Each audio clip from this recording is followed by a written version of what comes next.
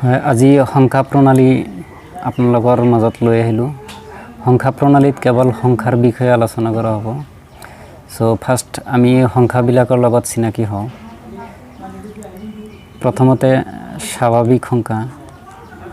স্বাভাৱিক সংখ্যা কি আচলতে, মানে কি আমি সাধাৰণতে বজাৰত যিবিলাক সংখ্যা গণনা কাৰ্যৰ বাবে ব্যৱহাৰ কৰোঁ, আমি বজাৰত গৈ কেতিয়াও কওঁ নেকি যে 0টা আপেল দিয়া। গতিকে আমি সদায় কি কৈ থাকোঁ, 5টা মাৰ্বল দিয়া, 6টা আপেল দিয়া, 2 কেজি গাখীৰ দিয়া। গতিকে যিবিলাক সংখ্যা আমি বজাৰত গণনাৰ বাবে ব্যৱহাৰ কৰোঁ সেইবিলাকেই স্বাভাৱিক সংখ্যা।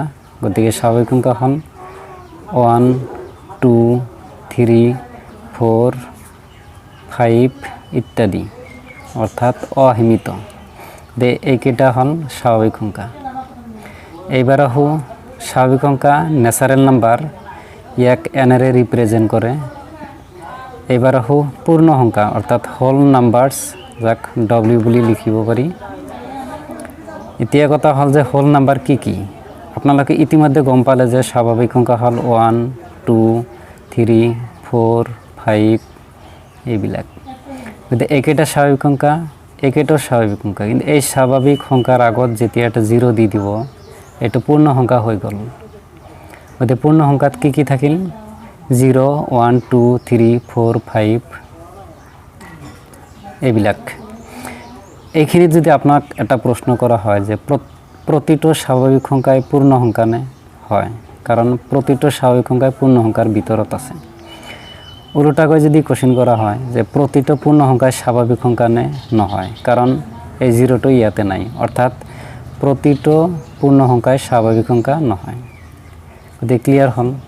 এইবাৰ আহোঁ অখণ্ড সংখ্যা, ইণ্টেজাৰ নাম্বাৰছ, যাক Z বুলি ৰিপ্ৰেজেণ্ট কৰে। ফাৰ্ষ্ট আপোনালোকে স্বাভাৱিক সংখ্যাকেইটা লিখক 1, 2, 3, 4, 5 ... গতিকে স্বাভাৱিক সংখ্যাকেইটা লিখা হ'ল, ইয়াতে 0 এটা দি দিয়া হ'ল, পূৰ্ণ সংখ্যা হৈ গ'ল। এতিয়া এই স্বাভাৱিক সংখ্যাৰ ঋণাত্মক সংখ্যা যিকেইটা আছে -1, -2, -3, -4, বাছ হৈ গ'ল অখণ্ড সংখ্যা। কিন্তু অখণ্ড সংখ্যাত কি থাকিল? স্বাভাৱিক সংখ্যা থাকিল, 0 লৈ পূৰ্ণ সংখ্যা থাকিল, আৰু এইকেইটা কি লিখা হ'ল? এই স্বাভাৱিক সংখ্যাৰ এইকেইটা ধনাত্মক সংখ্যা হয়, এই ধনাত্মক সংখ্যাৰ ঋণাত্মক সংখ্যাকেইটা লিখা হ'ল। গতিকে 0 স্বাভাৱিক সংখ্যা, আৰু এই স্বাভাৱিক সংখ্যাৰ ঋণাত্মক সংখ্যা লৈ যিবোৰ সংখ্যা সেইবিলাকেই হ'ল অখণ্ড সংখ্যা।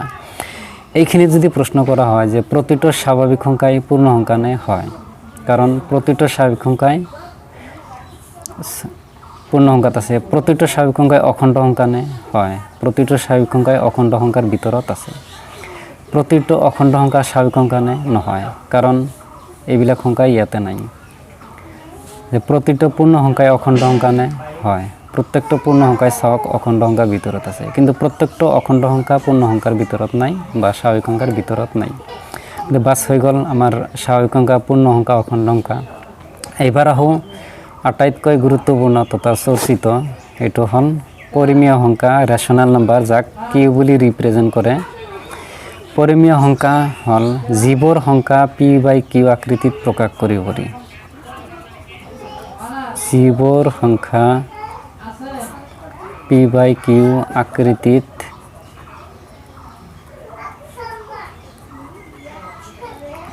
প্ৰকাশ কৰিব পাৰি, সেই P/Q দুয়োটাই অখণ্ড সংখ্যাৰ ভিতৰত থাকিলে তলত যিটো Q ≠ 0 হ'ব লাগিব, আৰু P/Qৰ একৰ বাহিৰে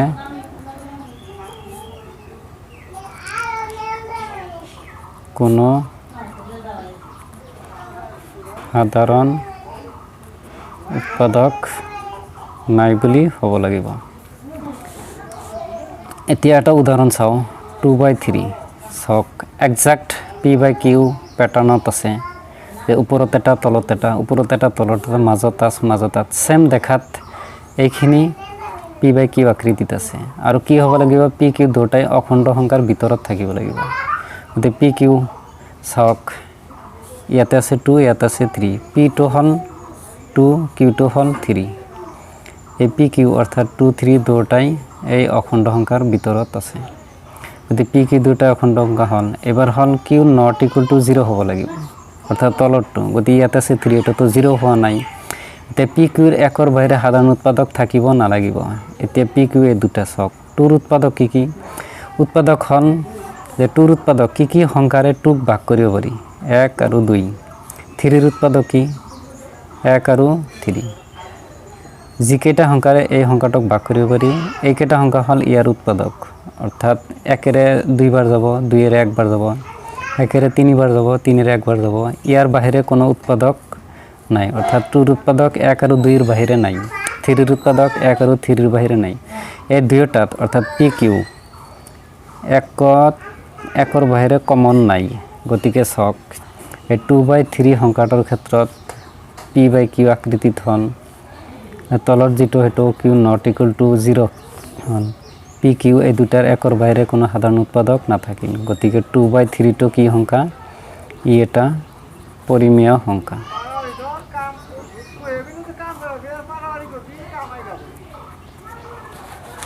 এই আছিল পৰিমেয় সংখ্যাৰ সংজ্ঞা। এবাৰ যদি কোৱা হয় যে শূন্যটো পৰিমেয় সংখ্যা হয়নে? শূন্যটো পৰিমেয় সংখ্যা হয়নে?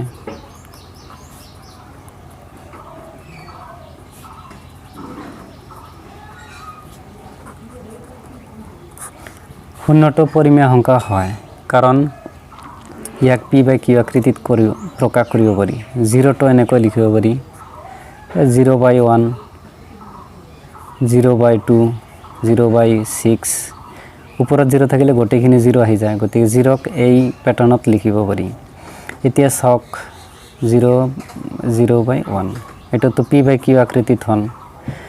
কিউটো নট ইকুয়াল টু 0 হ'ব লাগিব। এটো 1 হৈছে, 0 হোৱা নাই। গতিকে 0ক কি কৰা হল? p/q আকৃতিত প্ৰকাশ কৰা হল। গতিকে শূন্য এটা পৰিমেয় সংখ্যা।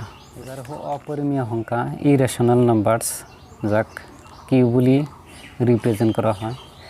গতিকে পৰিমেয়ৰ বিৰোধিতা কৰিলেই, অৰ্থাৎ পৰিমেয় যদি নহয় ই অপৰিমেয় হ'ব, যে যিবোৰ সংখ্যাক p/q আকৃতিত প্ৰকাশ কৰিব নোৱাৰি। কাক p/q আকৃতিত প্ৰকাশ কৰিব নোৱাৰি। পি কিউ অখণ্ড সংখ্যা, Q not equal to 0। P কিউৰ একৰ বাহিৰে কোনো সাধাৰণ উৎপাদক।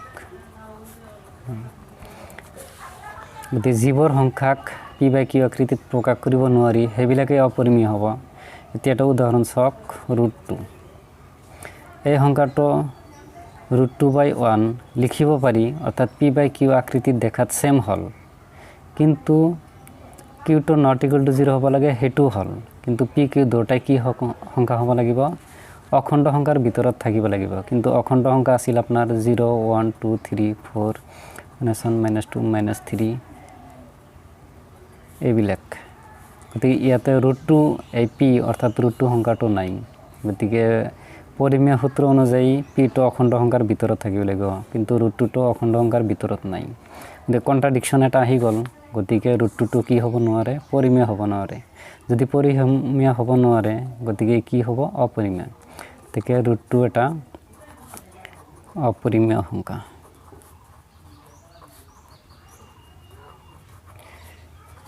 এতিয়া আপোনালোকে অনুভৱ কৰিব পাৰে যে ৰুটৰ ভিতৰত থাকিলে অপৰিমেয় হয় নেকি? নহয়।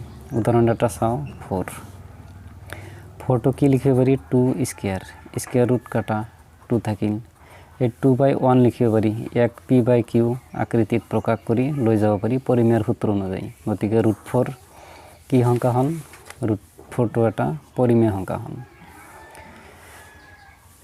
এবাৰ আহোঁ ৰিয়েল নাম্বাৰছ, বাস্তৱ সংখ্যা 8। ইতিমধ্যে আপোনালোকে যিকেইটা সংখ্যা পালে, স্বাভাৱিক সংখ্যা, পূৰ্ণ সংখ্যা, অখণ্ড সংখ্যা, পৰিমেয় সংখ্যা, অপৰিমেয় সংখ্যা, এই গোটেইকেইটা সংখ্যা যদি এটা বস্তাৰ মাজত থৈ দিয়ে সেই বস্তাটোৰ নাম পাবগৈ ৰিয়েল নাম্বাৰছ অৰ্থাৎ বাস্তৱ সংখ্যা। গতিকে স্বাভাৱিক সংখ্যা আপনার বাস্তব সংখ্যাত আছে, পূর্ণ সংখ্যাও বাস্তব সংখ্যাত আছে, অখণ্ড সংখ্যাও বাস্তব সংখ্যাত আছে, পরিমেয় সংখ্যাটো বাস্তব সংখ্যাত আছে, অপরিমেয় সংখ্যাটো বাস্তব সংখ্যাত আছে। যদি প্রশ্ন করা হয় যে প্রত্যেকটা স্বাভাবিক সংখ্যা বাস্তব সংখ্যা নে হয়, প্রত্যেকটা পূর্ণ সংখ্যা বাস্তব সংখ্যা নে হয়, প্রত্যেকটা অখণ্ড সংখ্যা বাস্তব সংখ্যা নে হয়, প্রত্যেকটা পরিমেয় সংখ্যা বাস্তব সংখ্যা নে হয়, প্রত্যেকটা অপরিমেয় সংখ্যা বাস্তব সংখ্যা নে হয়, যে প্রত্যেকটা অখণ্ড সংখ্যা পরিমেয় নে হয়, প্রত্যেকটা অখণ্ড সংখ্যা সব 0 1 2 3 4 5 -1 -2 -3 -4 এইবিলাক প্রত্যেকটাই পরিমেয় হব।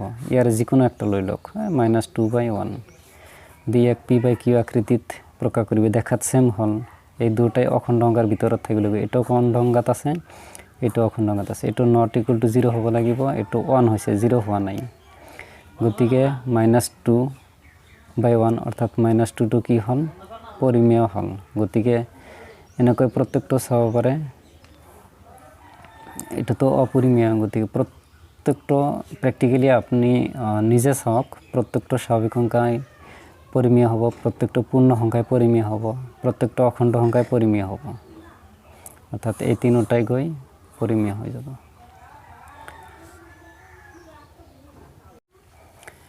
এতিয়া আপোনাক যদি প্ৰশ্ন কৰা হয় যে 2 আৰু 3ৰ মাজত কোনো সংখ্যা আছে নাই, আপুনি বিচাৰি নাপাই এনসাৰ দি দিব যে নাই, 2 আৰু 3ৰ মাজত নাই।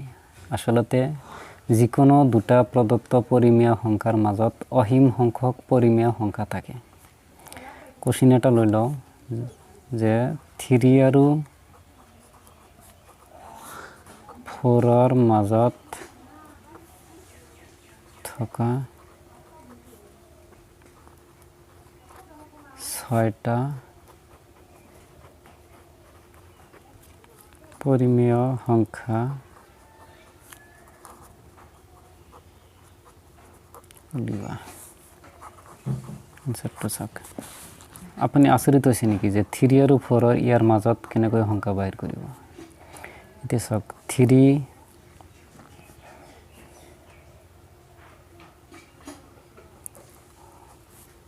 ইফালে লিখক 4, 3 = 3/1 লিখিব পাৰি, 4 = 4/1 লিখিব পাৰি। এতিয়া চাওক 3 আৰু 4ৰ মাজত কেইটা বাহিৰ কৰি দিছে? 6টা। যদি তলত হৰটো 1 1 এনেকৈ আহি যায়, তেতিয়া 6টা যদি বাহিৰ কৰি দিছে আপুনি 7ৰে বোথ সাইড পূৰণ কৰক। ইয়াতো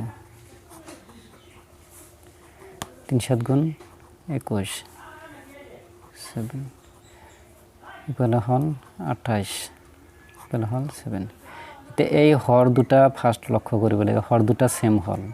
এতিয়া 21 আৰু 28ৰ মাজত সংখ্যা আছে নে নাই? যদি আছে সেইকেইটাই হল 3 আৰু 4ৰ মাজত থকা পৰিমেয় সংখ্যা। এনেকুৱা হ'ব চাওক, ইফালে হল 21/7, 21/7 মানে হল আপনার 3 আৰু 28/7 এটো হল 4। গতিকে এটো হল 3, এটো হল 4।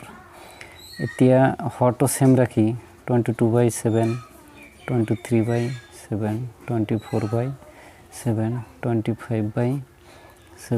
25/7, 26/7, 27/7 চাওক। তাহলে কেইটা হল? 1 2 3 4 5 6, 6টা হল। গতিকে এইখিনি আছিল আপনার 4, এইখিনি আছিল আপনার 3। 3 অর্থাৎ এইখিনির 4 অর্থাৎ এইখিনির মাজত আছে, অর্থাৎ 3 আৰু 4ৰ মাজত থকা 6টা পরিমেয় হল 22/7, 23/7, 24/7 এনেকৈ। এবার আন এটা প্রশ্ন লৈ আহোঁ যে 3/5 আৰু 4/5ৰ মাজত থকা 5টা পৰিমেয় সংখ্যা উলিওৱা। এবাৰ অলপ ডিফাৰেন্স আগত আছিল 3/3 আৰু 4 কিন্তু এবাৰ ভগ্নাংশ আকাৰে দিছে গতিকে 3/4 ইয়াতে লিখক 4/5 ইয়াতে লিখক 3/5 ইয়াতে লিখক 4/5 এবাৰ মূল টাৰ্গেট হ'ল দুয়োটা ক্ষেত্ৰত ভগ্নাংশটোৰ ক্ষেত্ৰত হৰ দুটা সেম কৰিব লাগিব যে ইফালে সাপোজ 10 এটা পূৰণ কৰি দিলে ইফালেও 10 দিলে 10 কাটা হে একই থাকিল ইফালেও 10 দিলে ইফালেও 10 দিলে 10 কাটা হে 4/5 এ থাকিল 10 কাটা 3/5 এ থাকিল সেম থাকিল কোনো প্রবলেম নাই এবার 3 10 গুণ 30 5 10 গুণ 50 ইফালে হল 40 ইফালে হল 50 হর দুটা সেম হল এবার 3 আৰু 40 মাজত কি আছে এইকেইটা লিখি দিলে হল গতিকে এটো আছিল 3/30/50 এটো আছিল 40/50 এবার 31/50 32/50 33/50 34/50 35/50 36/50 37/50 38/50 39/50 বাস হৈ গল এইকেইটা কাৰ মাজত আছে 30/50 আৰু 40/50 যেটো আছিল 4/5 আৰু এটো আছিল 3/5 গতি এইকেইটা চাওক 3/5 আৰু 4/5 ৰ মাজত আছে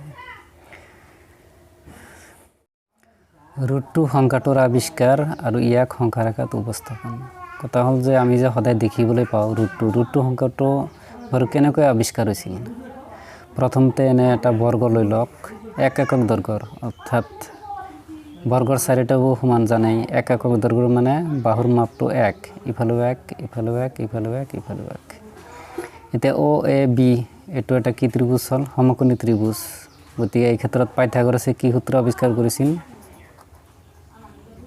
কৰ্ণ স্কয়াৰ সমান লম্ব স্কয়াৰ যোগ ভূমি স্কয়াৰ কৰ্ণটো হল এটো ও বি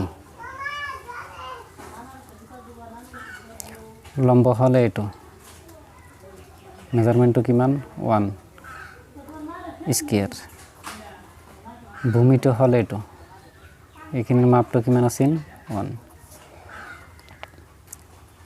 1 স্কয়ার মানে 1 গুণ 1 1 স্কয়ার মানে 1 গুণ 1 1 2 স্কয়ারটো যেতিয়া উঠি যাব ইফালে জি থাকিব গটিখিনিৰ ওপৰত ৰুট আহি যাব √2 কাৰ মান ওবি অৰ্থাৎ এইখিনি অৰ্থাৎ এই যে এইখিনি হল √2 এনেকৈ √2 সংখ্যাটোৰ আবিষ্কাৰ হল এইবাৰ আহো সংখ্যা ৰেখাত √2ৰ দৰে অপৰিমেয় সংখ্যাবোৰক কেনেকৈ উপস্থাপন কৰা হয় ফাৰ্স্ট এটো এটা ৰেখা দেখিবলৈ পাইছে এই ৰেখাত কেৱল সংখ্যাইহে আছে গতিকে ইয়াৰ নাম পাইকৈ সংখ্যা ৰেখাত ফাৰ্স্ট টাইম আমি অখণ্ড সংখ্যাবিলাকক দেখা পাওঁ কিন্তু ইয়াৰ মাজত √2ৰ দৰে অপৰিমেয় সংখ্যাও যে আছে চাওক গতিকে ধৰা হল x o টো শূন্যৰ ওপৰত আছে x o x ড্যাশ এডাল অসীম সংখ্যা ৰেখা শূন্যটো ওৰ ওপৰত অৱস্থান কৰি আছে এতিয়া ওৰ পৰা এক একক দৈৰ্ঘ্যৰ ও এ লোৱা হল অৰ্থাৎ এইখিনিৰ ডিসটেন্সটো হল 1 ও এৰ সমানকৈ ও এৰ ওপৰত এক একক দৈৰ্ঘ্যৰ এ বি লম্ব টনা হল এইখিনি এতিয়া এই ও বি সংযোগ কৰা হল বাস হৈ গল ও এ বি সমকোণী ত্ৰিভুজ ও এ বি সমকোণী ত্ৰিভুজৰ ক্ষেত্ৰত পাইথাগোৰাছে কি সূত্ৰ আৱিষ্কাৰ কৰিছিল কৰ্ণ স্কয়াৰ সমান লম্ব স্কয়াৰ যোগ ভূমি স্কয়াৰ কৰ্ণটো আপোনাৰ এইখিনি ও বি গতি ও বি স্কয়াৰ লম্ব আপোনাৰ এইখিনি ডিসটেন্স হল 1 স্কয়াৰ প্লাস ভূমি হল এইখিনি ডিসটেন্সটো আছিল 1 স্কয়াৰ গতি ও বি স্কয়াৰ মান 1 স্কয়াৰ মানে 2 1 স্কয়াৰ মানে 1 আৰু এই 1 আৰু 1 2 স্কয়াৰটো যেতিয়া উঠি যাব ইফালে যি থাকিব গোটেইখিনিৰ ওপৰত ৰুট আহি যাব ও বি সমান √2 অৰ্থাৎ এইখিনি √2 এতিয়া এইখিনিৰ সমান ব্যাসাৰ্ধৰ বৃত্তচাপ এটা এইখিনি ব্যাসাৰ্ধৰ বৃত্তচাপ এটা অঙ্কন কৰিলে এনেকৈ ইয়াতে কাটি যাব অৰ্থাৎ এই এনটোই হল নিৰ্ণয় ৰুট 2 সংখ্যাটোৰ অৱস্থান অৰ্থাৎ এইখিনিও ৰুট 2 এইখিনিও ৰুট 2 গতিকে দেখা গ'ল ৰুট 2 সংখ্যাটো এই সংখ্যা ৰেখাত আছে গতিকে সংখ্যা ৰেখাত কেৱল স্বাভাৱিক সংখ্যা পূৰ্ণ সংখ্যা অখণ্ড সংখ্যাই নাই বা পৰিমেয় সংখ্যাই নাই ইয়াত ৰুট 2 দৰে অপৰিমেয় সংখ্যাবিলাকো আছে এতিয়া এই গোটেইখিনি কথা যেতিয়া আপুনি নিজৰ ভাষাত লিখিব চাওক সেন্টেন্স প্যাটাৰ্নটো নিজৰ হয় মূল কথাখিনি ঠিকই ৰাখি সেন্টেন্স প্যাটাৰ্নটো যিমান ভাল কৰিব পাৰিম কথাখিনি মই অলপ পৰামৰ্শ দিছোঁ আপোনালোকে এনেকৈ লিখিব পাৰে ধৰা হল x o x ড্যাশ এডাল অসীম সংখ্যা ৰেখা শূন্যটো ওৰ ওপৰত অৱস্থান কৰি আছে ওৰ পৰা এক একক দৈৰ্ঘ্যৰ o a লোৱা হল এতিয়া o এৰ সমানকৈ o এৰ ওপৰত a b লম্ব টনা হল তে o b সংযোগ কৰা হল উৎপন্ন হোৱা সমকোণী ত্ৰিভুজ o a b ৰ পৰা পাও পাইথাগোৰাছৰ সূত্ৰ মতে কৰ্ণ স্কয়াৰ সমান লম্ব স্কয়াৰ যোগ ভূমি স্কয়াৰ বাস এইখিনি আহি গ'ল o b ৰুট 2 এতিয়া o b ৰ সমান ব্যাসাৰ্ধলৈ বৃত্তচাপ এটা অঙ্কন কৰিলে দেখা গ'ল এই সংখ্যা ৰেখাত n বিন্দুত কাটিছে এনটোই হল নিৰ্ণয় ৰুট 2 সংখ্যাটোৰ অৱস্থান এবাৰ হো ৰুট 3 সংখ্যাটোক সংখ্যা ৰেখাত প্ৰকাশ কৰা তো বাস সেম ৰুট 2 গোটেইখিনি লিখক লিখাৰ পাছত এইখিনি তো আপোনাৰ ৰুট 2 আহি গ'ল এতিয়া o b ৰ ওপৰত a b ৰ সমান অৰ্থাৎ একক দৈৰ্ঘ্যৰ লম্ব টনা হল a b ৰ সমান 1 একক দৈৰ্ঘ্যৰ o b ৰ ওপৰত লম্ব এটা টনা হল এতিয়া এইখিনি সংযোগ কৰি দিয়ক সাপোজ ধৰক m গতিকে a b ৰ সমানকৈ অৰ্থাৎ একক দৈৰ্ঘ্যৰ o b ৰ ওপৰত bm লম্ব টনা হল om সংযোগ কৰা হল এতিয়া এইখিনি কিমান আছিল 1 এইখিনি তো ৰুট 2 বাইৰ হল এতিয়া o bm কি ত্ৰিভুজ হল সমকোণী এই ক্ষেত্ৰত আকৌ পাইথাগোৰাছৰ সূত্ৰ মতে কৰ্ণ স্কয়াৰ সমান লম্ব স্কয়াৰ যোগ ভূমি স্কয়াৰ এবাৰ কৰ্ণ হল এইটো এই ত্ৰিভুজৰ ক্ষেত্ৰত om লম্ব হল bm যেটো আছিল 1 এবাৰ ভূমি হল এইটো ডিসটেন্সটো হল ৰুট 2 এইখিনি root 2 om square 1 square root কাটা 1 plus 2 3 স্কয়ার 2 যেতিয়া উঠি যাব ইফালে ৰুট আহি যাব দে ৰুট 3 কাৰ মান হল om কোনখিনি আছিল এইখিনি অৰ্থাৎ এইখিনি আছিল ৰুট 3 তে এইখিনিৰ সমান ব্যাসাৰ্ধৰ বৃত্তচাপ এটালৈ বৃত্ত অঙ্কন কৰিলে এইখিনি ব্যাসাৰ্ধৰ om সমান ৰুট 3 ৰ ব্যাসাৰ্ধলৈ বৃত্তচাপ অঙ্কন কৰিলে এনেকৈ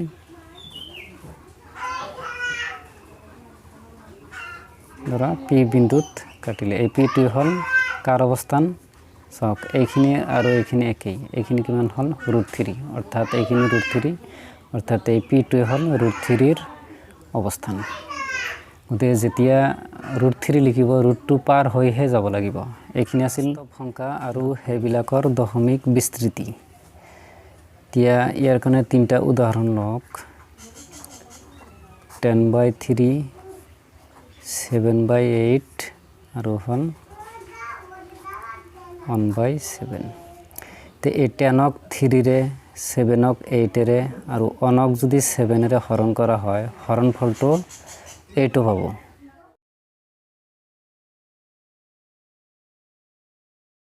গতিকে ৰেজাল্টৰ পৰা কি পালে যে 10ক 3 ৰে হৰণ কৰিলে ৰেজাল্টটো হল 3.333 ...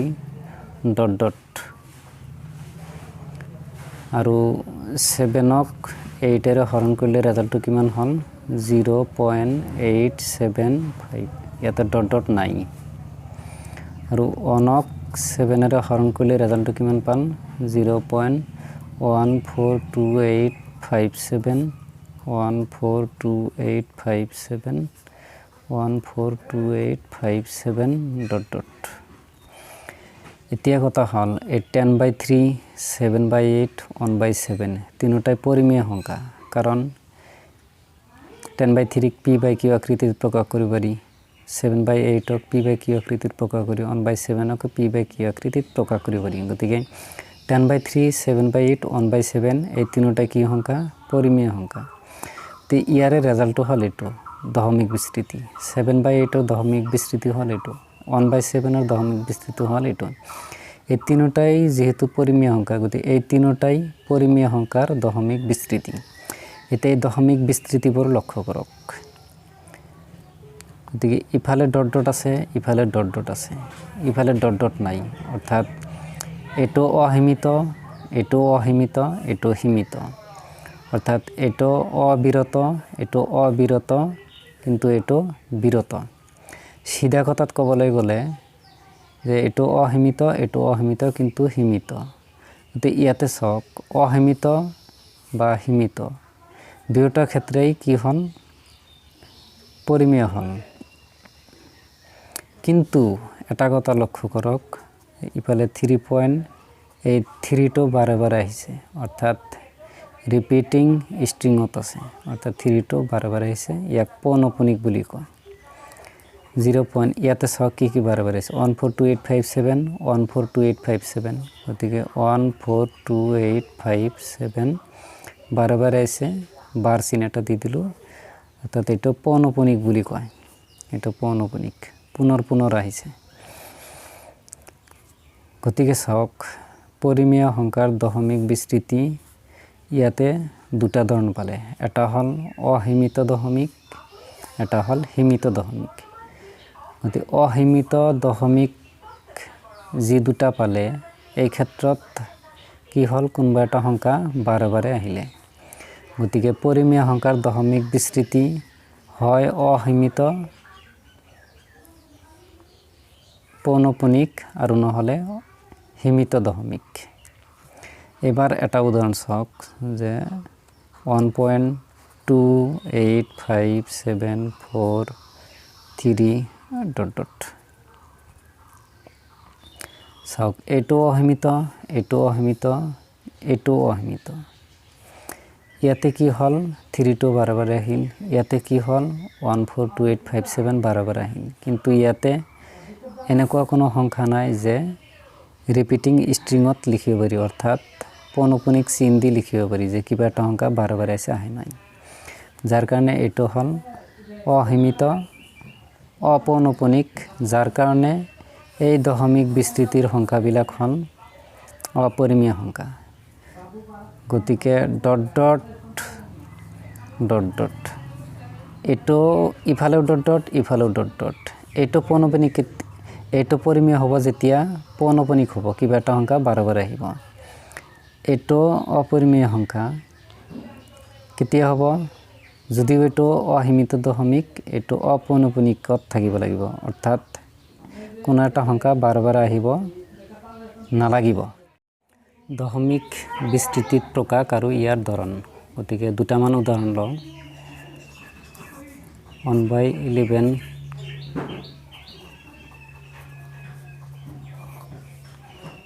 4, 1/8। এতিয়া কি কৰিম?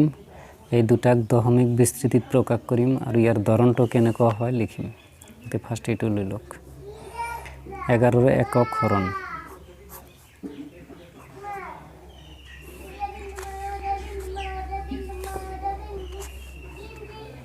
ভাগ নাযায়, পইণ্ট এটা দিয়া দিলে 0 এটা দি দিব পাৰি, তথাপি ভাগ নাযায়, 0 এটা দিয়া, ইফালে 0 এটা দিয়া। 9 × 9 = 11, 99, 1। ভাগ নাযায়, গতিকে 0 এটা দিয়া।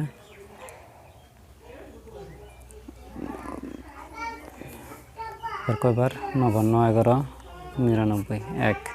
ভাগ নাযায়, 0 এটা দিয়া, তথাপি ভাগ নাযায়, 0 এটা দিয়া, ইফালে এটা 0 দিয়া। এবার করে দেব 9 বার, 9 × 11 = 99, 1। গতিকে দেখা গ'ল এই ভাগটো বাৰে বাৰে আহি যাব। গতিকে 1ক যেতিয়া 11ৰে হৰণ কৰিব তেতিয়া ৰেজাল্টটো কি হ'ল? 0.0909009 ডট ডট এনেকুৱা আহি যাব। 0.090টো বাৰে বাৰে আহি যাব।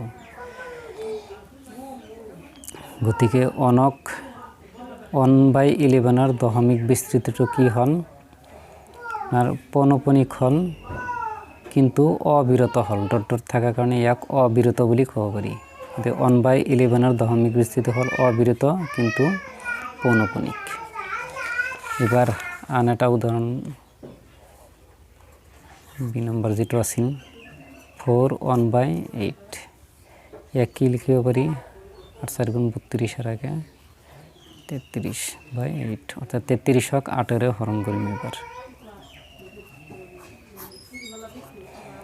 8 × 32 বাকি থাকিল 1 ভাগ না যায় পয়েন্ট এটা দিয়া 0 এটা দিয়া এবার একবার 8 × 1 8 2 বাকি থাকিল ভাগ না যায় 0 এটা দিয়া আর যাব দুইবার 8 2 × 16 বাকি থাকিল 4 ভাগ না যায় 0 এটা দিয়া 5 বার 8 5 × 40 বাকি থাকিল 0 গতিকে সক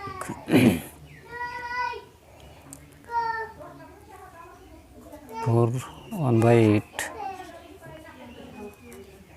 অর্থাৎ 33/8 এর রেজাল্টটো কিমান পালো 4125 এইখিনি গতিকে ডট ডট নাই তার কারণে ইয়াক কি কব পরিসমাপ্ত গতিকে 4/1/8 অর্থাৎ 33/8 এর দশমিক বিস্তৃতি কি পরিসমাপ্ত অর্থাৎ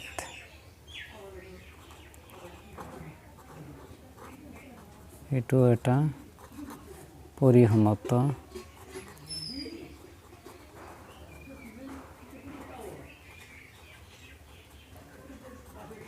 দশমিক বিস্তৃতি 1/7 = 0.142857 বার হলে 2/7 3/7 4/7 5/7 আৰু 6/7 এর দশমিক বিস্তৃতি কি হব চাও গতিকে চাওক ইয়াত দিয়া আছে কি 1/7 = এইখিনি লিখক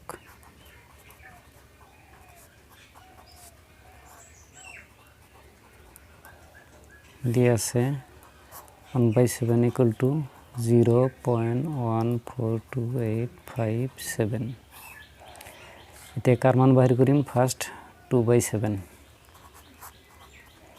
the 2/7 আমি এনেকৈ লিখিব পারি 2 × 1/7 2 × 1 2/7 একেই থাকিল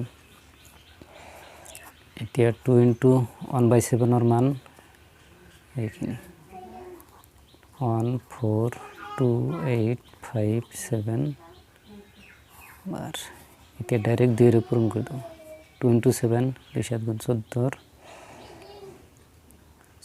সরি 1 2 5 × 10 আর 11 1 হাতে থাকিল 1 2 × 16 আর 1 17 17 হাতে থাকিল 1 2 2 4 1 5 2 পূরণ 4 8 2 আর 1 2 0 বাস আই গেল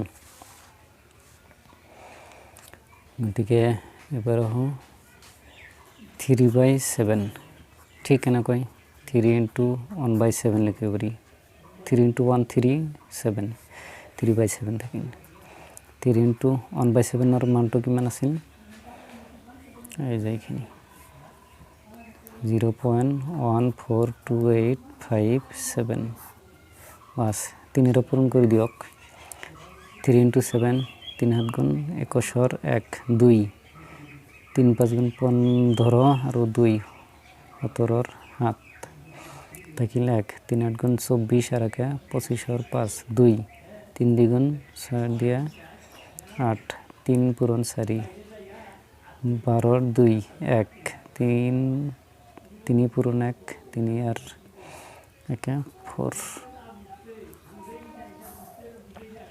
বাস আই গেল 3/7 এনেকৈ আপোনালোকে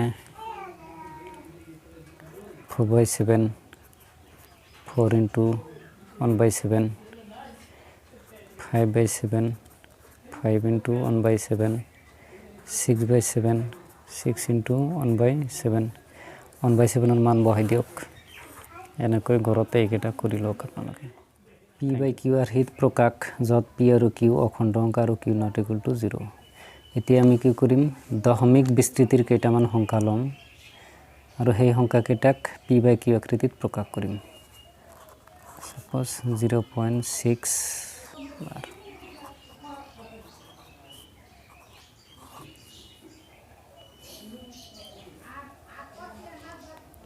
0.54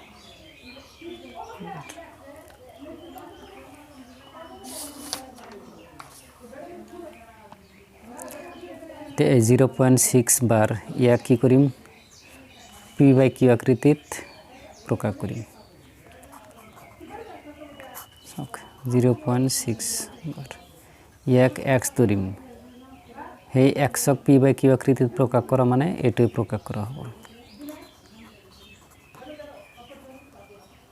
ধৰা হল x equal to 0.6 বাৰ 0.6 বাৰ মানে 66666 এনেকুৱা এতিয়া বোথ সাইড 10 এৰে পূৰণ কৰিম 10 এৰে পূৰণ কৰি যাম ইয়াক যদি 10 এৰে পূৰণ কৰা 10x ইফালেও 10 এৰে পূৰণ কৰা 10 into 0.666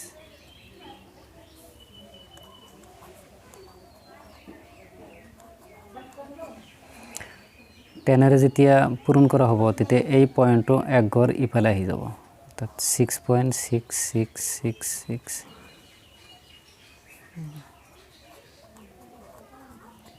এই 6.66 মানে এনেকৈ লিখিব পাৰি 6 plus 0.6666 এটা 0 এটা দি দিয়ক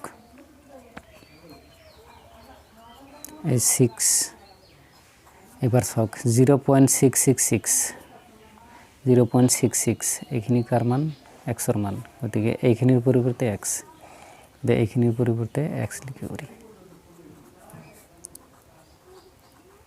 এই x এর আগত প্লাস আছে সমান চিহ্নৰ যদি ইফালে লৈ আহা মাইনাস হৈ যাব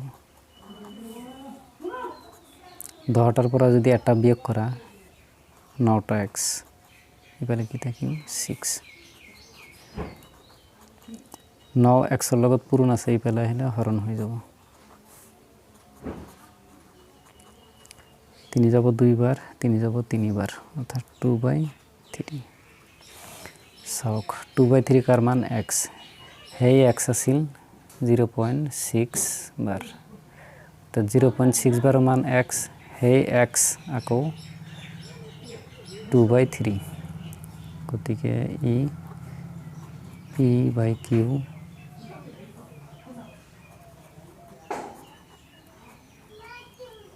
আকৃতিত আছে যত pq অর্থাৎ এই দুটা কি সংখ্যা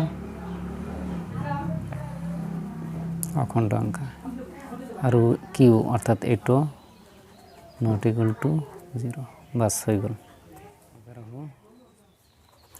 এই নম্বৰ যেটো আছিল 0.54 বাৰ একেই x বুলি ধৰা হল x equal to 0.54 0.5 বাৰ ইয়াক এনেকৈ লিখিব পাৰি 54 54 54 ডট ডট এতিয়া কি কৰিম দুটাৰ ওপৰত বাৰ চিন আছিল গতিকে 100 এৰে পূৰণ কৰিম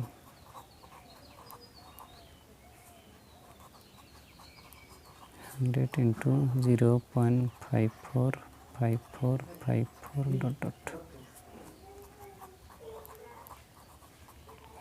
100 রে যেতিয়া পূরণ করা হ'ব এই পয়েন্টটো দুই ঘর ইফালে আহি যাব 54.54 54 54 dot dot 54.5454 ইয়াক এনেকৈ লিখিব পাৰি 54 plus 0.54 54 54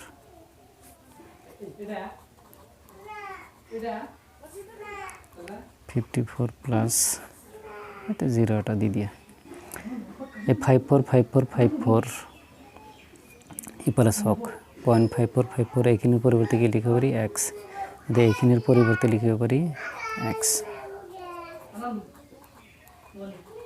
এই x এর আগত প্লাস আছে সমান চিহ্নৰ ইফালে আহিলে মাইনাস হৈ যাব ইফালে কি থাকিল 54 100 এর পৰা এটা বিয়োগ কৰিলে 99x 54 x 99 ইফালে আহিলে হৰণ হ'ব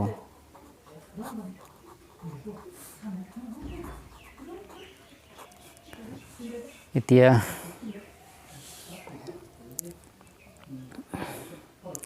9 যাব 6 বার 9 যাব 11 বার এতিয়া 0.5 বার অর্থাৎ এইখিনিক ধৰিছিলো x সেই x ৰ মান লাষ্টত গৈ পালো 6/11 গতিকে ই কিহত আছে p/q আকৃতিত আছে যত pq অর্থাৎ এই দুটাই কি সংখ্যা অখণ্ডকে q2 not equal to 0 অর্থাৎ 11 হে হৈ আছে ইয়াতে q2 not equal to 0 0.9999 dot dot এক p/q ৰ হিত প্ৰকাশ কৰাৰ পাছত উত্তৰ যেটো পাব হেতু দেখি আচৰিত নহব চাওক ফাৰ্স্ট কি কৰিব দিছে ইয়াক p/q ৰ হিত প্ৰকাশ কৰিব দিছে গতিকে হে আগৰ নিচিনাকৈ এইখিনিক x ধৰক সেই x ৰ মান লাষ্টত গৈ p/q আকৃতিত পাব লাগিব ধৰা হন x equal to 0.9999 dot dot ইয়াক কি কৰিম এতিয়া 10 এৰে পূৰণ কৰিম 10 into x 10 into 0.999 dot dot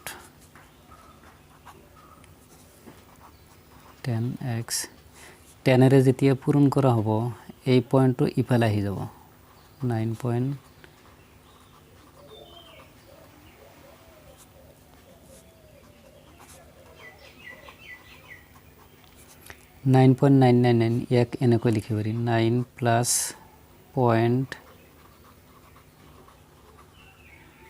0 এটা দি দিয়ক 9 প্লাস 0.9999 এইখিনি চাওক এইখিনিৰ মান কিমান লিখিব পাৰি x অৰ্থাৎ এইখিনিৰ পৰিৱৰ্তে লিখিব পাৰি x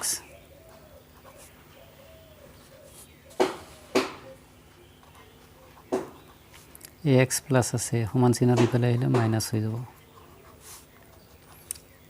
10x ৰ পৰা এটা x বিয়োগ কৰিলে 9x 9 টো x ৰ লগত পূৰণ আছে ইফালে আহিলে হৰণ হৈ যাব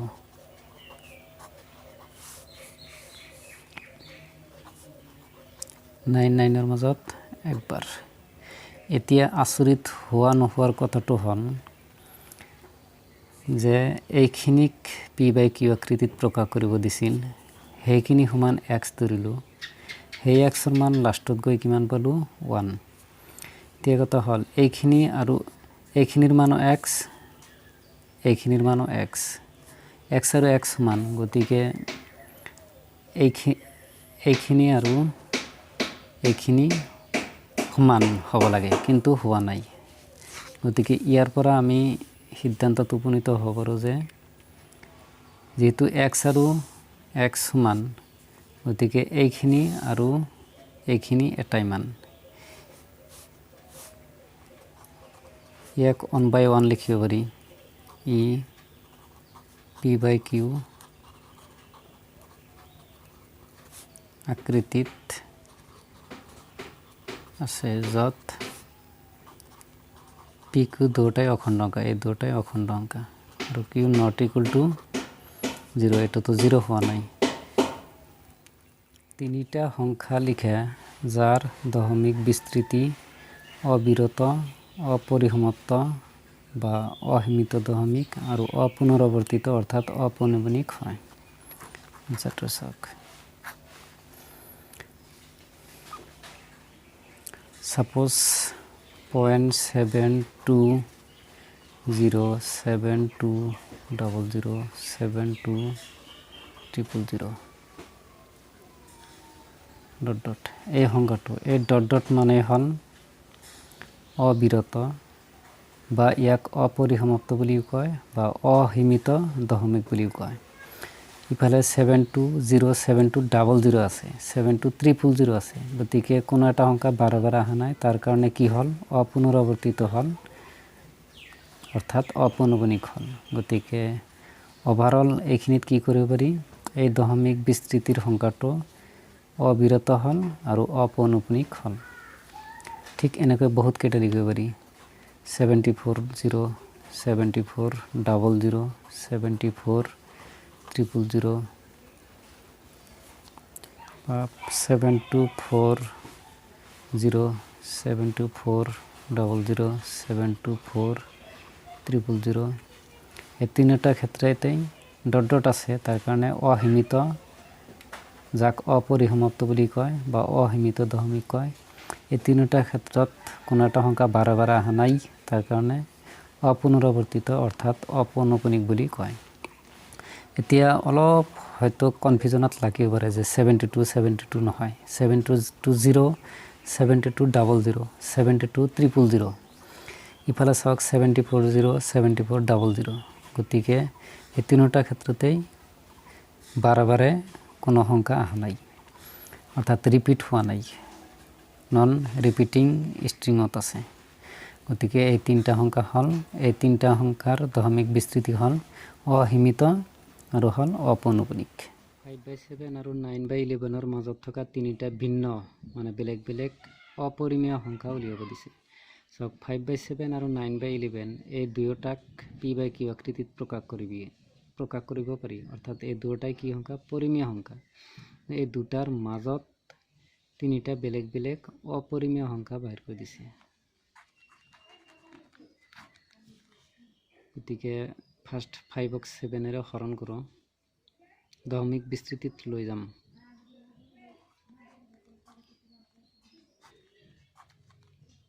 7ৰে 5ক ভাগ দিব নোৱাৰি, গতিকে পইণ্ট এটা দি দিব লাগিব, 0, 7, 7 × 7 49, বাকী থাকিল 1, ভাগ নাযায় 0 এটা দিয়ে, এবার 1, 7 × 1 7, বাকি থাকিল 3, ভাগ নাযায় 0 এটা দিয়ে, এবার 4 বার, 7 × 4 28, বাকি থাকিল 2, ভাগ না যায় 0 এটা দিয়া, এবার 2 বার, 7 2 গুণ 14, বাকি থাকিল 6, ভাগ না যায় 0 এটা দিয়ে, এবার 8 বার, 7 × 8 56, বাকি থাকিল 4, ভাগ না যায় 0 এটা দিয়ে, এবার 5 বার, 7 × 5 35, বাকি থাকিল 5, ভাগ না যায় 0 এটা দিয়ে, এবার 7, 7 × 7 49, বাকি থাকিল 1, 0 এটা দিয়া, একবার 7 × 7, বাকি থাকিল 3, ভাগ না যায় 0 এটা দিয়ে, এবার 4, 7 × 4 28, বাকি থাকিল 2, 0, ভাগ না যায় 2 বার, 7 × 2 14, 6, গতিকে চাওক 714285 আকৌ আহি আছে, 714285 এনেকৈ আহি থাকিব। গতিকে 5ক 7ৰে হৰণ কৰি ৰেজাল্টটো কি পালোঁ, 0.714285, 71428 71428 এনেকুৱা। এবাৰ এই 9ক 11ৰে হৰণ কৰিছোঁ, ভাগ না যায় পয়েন্ট এটা দিয়ে, এবার 0, 8 বার, 11 পূরণ 8 88 বাকি থাকিল 2 বাকি নালে 0 এটা দিয়ে একবার 11 পূরণ 1 11 20 পর 11 গেল 9 0 এটা দিয়া এবার 8 বার 8 পূরণ 11 88 বাকি থাকিল 2 বাকি না যায় 0 এটা দিয়া একবার 11 পূরণ 1 11 বাকি থাকিল 9 আকো আহিল সো 8 1 এনেকৈ আহি যাব অর্থাৎ এই 9ক 11 এর হরণ করি রেজাল্টটো কিমান পালো 0.818181 ডট ডট এতিয়া চাওক 5/7.714285 71428571428 9/11 আছিল 0.818181 ডট ডট এই দুটাৰ মাজত ইফালে চাওক এটো অসীমিত দশমিক হল এটো অসীমিত দশমিক হল কিন্তু 7142857 71428 বারবার আইছে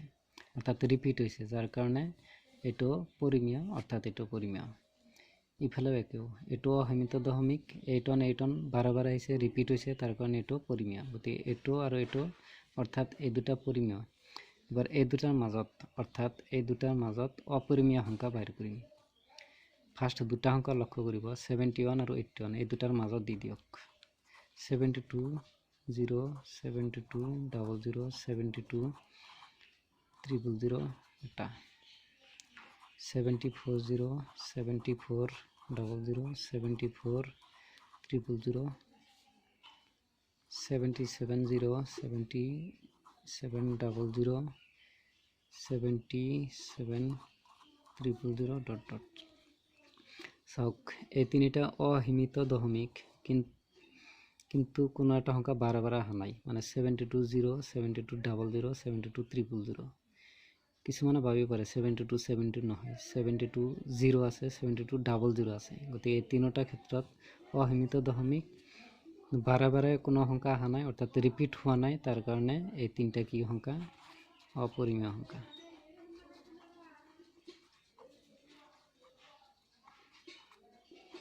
তে এই তিনটা কার ভিতৰত আছে 72 74 77 71 81 মাজত আছে অৰ্থাৎ 5/7 আৰু 9/11 মাজত আছে নিৰ্ণয় 5/7 আৰু 9/11 মাজত থকা তিনিটা বেলেগ বেলেগ অপরিমেয় সংখ্যা হল এই তিনটা লিখি দিলে পরিমেয় নে অপরিমেয় কেইটামান উদাহরণ নাম ক'ব লাগিব √23 √23 কি পরিমেয় নে অপরিমেয় এতিয়া কথা হল যে যদি এটা পরিমেয় হয় তেতিয়াহলে p/q আকৃতিত প্রকাশ কৰিব লাগিব এটো চাওক √23/1 লিখিব পাৰা এটো p/q দেখাত সেম হল যে উপৰত এটা তলত এটা এনেকুৱা প্যাটাৰ্নটো সেম হল p/q আকৃতিত হল কিন্তু p তো কি সংখ্যা হ'ব লাগিব অখণ্ড সংখ্যা হ'ব লাগিব অখণ্ড সংখ্যা আছিল আপোনাৰ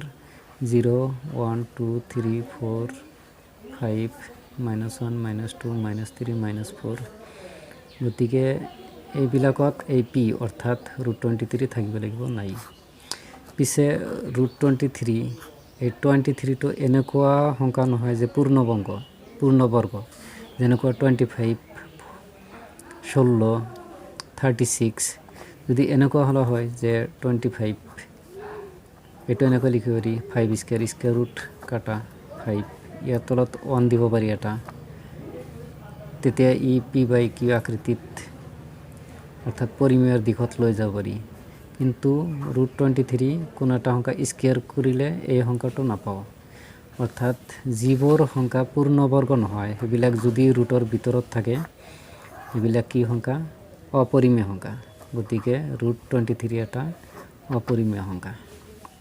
√225 পরিমেয় নে অপরিমেয় চাওক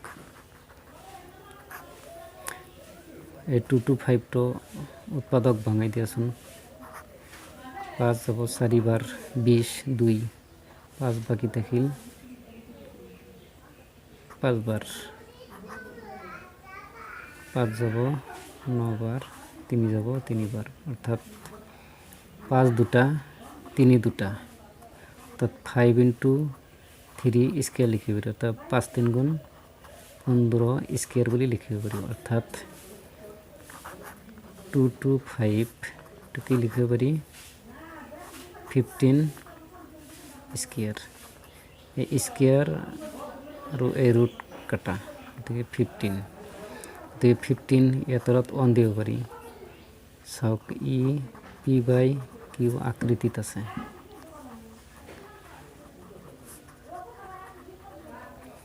মানে দেখাত সেম এটো হল পি এটো হল কিউ পি কিউ এই দুটা অখণ্ড সংখ্যা হ'ব লাগিব এই দুটা অখণ্ড সংখ্যাৰ ভিতৰত আছে কিউটো নট ইকুয়াল টু 0 হ'ব লাগিব ইয়াতে 1 হৈছে গতিকে 0 হোৱা নাই পি কিউ অখণ্ড সংখ্যা আৰু কিউ নট ইকুয়াল টু 0 গতিকে কি হ'ল √2/5 এটা পৰিমেয় সংখ্যা হ'ল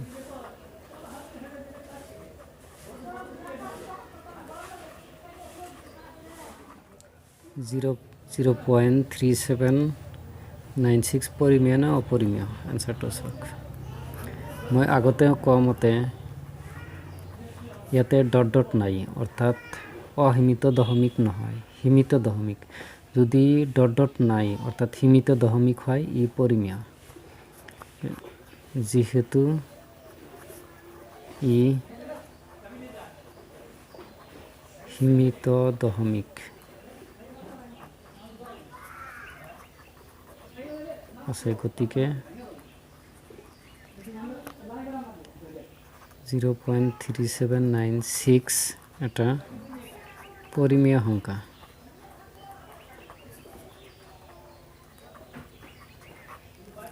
सीधा कथा डट डट नाई माने 7.478478 डट डट परिमेय ने अपरिमेय आंसर सक 7.478478 ইয়াতে সক 478478 বাৰ বাৰ আহিছে মই আগতে কোৱা মতে ফাৰ্স্ট ডট ডট আছে না নাই অৰ্থাৎ দশমিক বিস্তৃত সীমিত না অসীমিত এটো লক্ষ্য কৰক এটো হল অসীমিত অসীমিত হল কিন্তু 478 বাৰে বাৰে ৰিপিট হৈছে ৰিপিট হোৱা কাৰণে এটো হল পৰিমেয় যেহেতু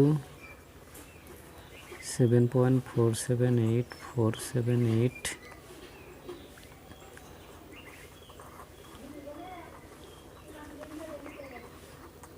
অসীমিত দশমিক কিন্তু রিপিট হয়েছে অর্থাৎ পৌনপুনিক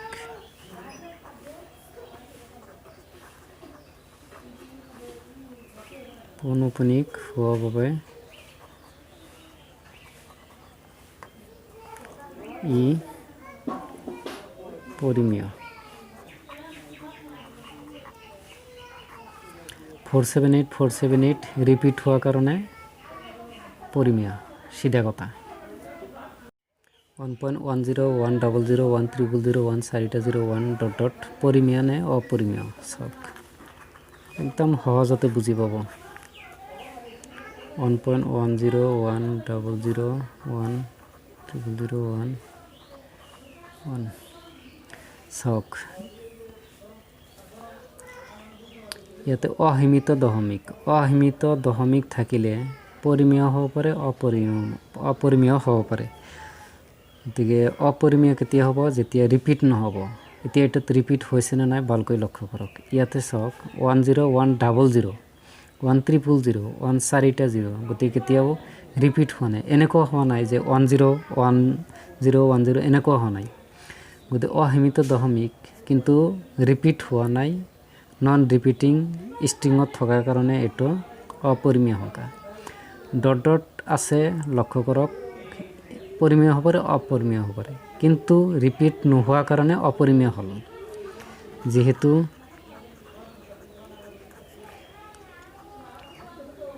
1001300 ডট ডট ই অসীমিত দশমিক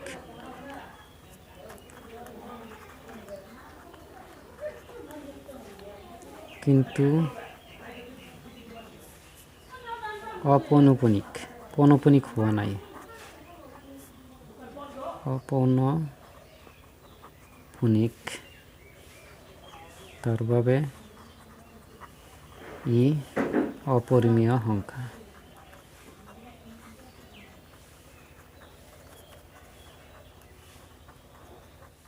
এটা পৰিমেয় আৰু এটা অপৰিমেয় সংখ্যাৰ যোগফল বা বিয়োগফল অপৰিমেয় সংখ্যা। চাওক যে এটা পৰিমেয় আৰু এটা অপৰিমেয় দুটা সংখ্যা লওক, যোগ কৰিলেও অপৰিমেয় হ'ব, বিয়োগ কৰিলেও অপৰিমেয় হ'ব। সাপোজ 2 এটা পৰিমেয়, √3 এটা অপৰিমেয়। এবাৰ যোগ কৰক, যিটো রেজাল্ট হল 2 + √3, এইখিনি এটা অপরিমেয় সংখ্যা।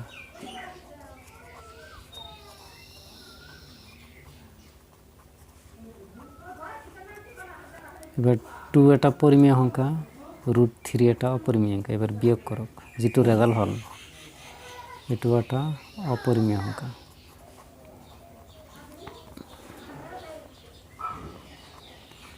যে 2 আছিল পরিমেয়, √3 আছিল অপরিমেয়। এই দুটা যোগ করার পাছত যেটো রেজাল্ট হল এটো একটা অপরিমেয় সংখ্যা।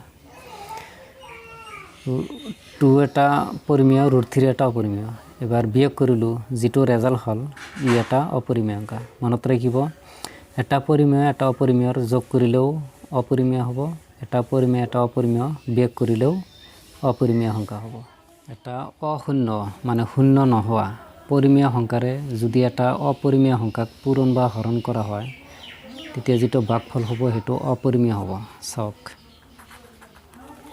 এটা অশূন্য, সাপোজ 2, এটো শূন্য নহয়, এটো অশূন্য বুলি কয়, ই এটা পৰিমেয় সংখ্যা। আকৌ √3 এটা অপৰিমেয় সংখ্যা। গতিকে এটো হল অশূন্য পৰিমেয় সংখ্যা, এটো হল অপৰিমেয় সংখ্যা। এবাৰ এই পৰিমেয় সংখ্যাৰে এই অপরিমেয় সংখ্যাক যদি পূরণ করা, এইখিনি হ'ব, ই এটা অপরিমেয় সংখ্যা।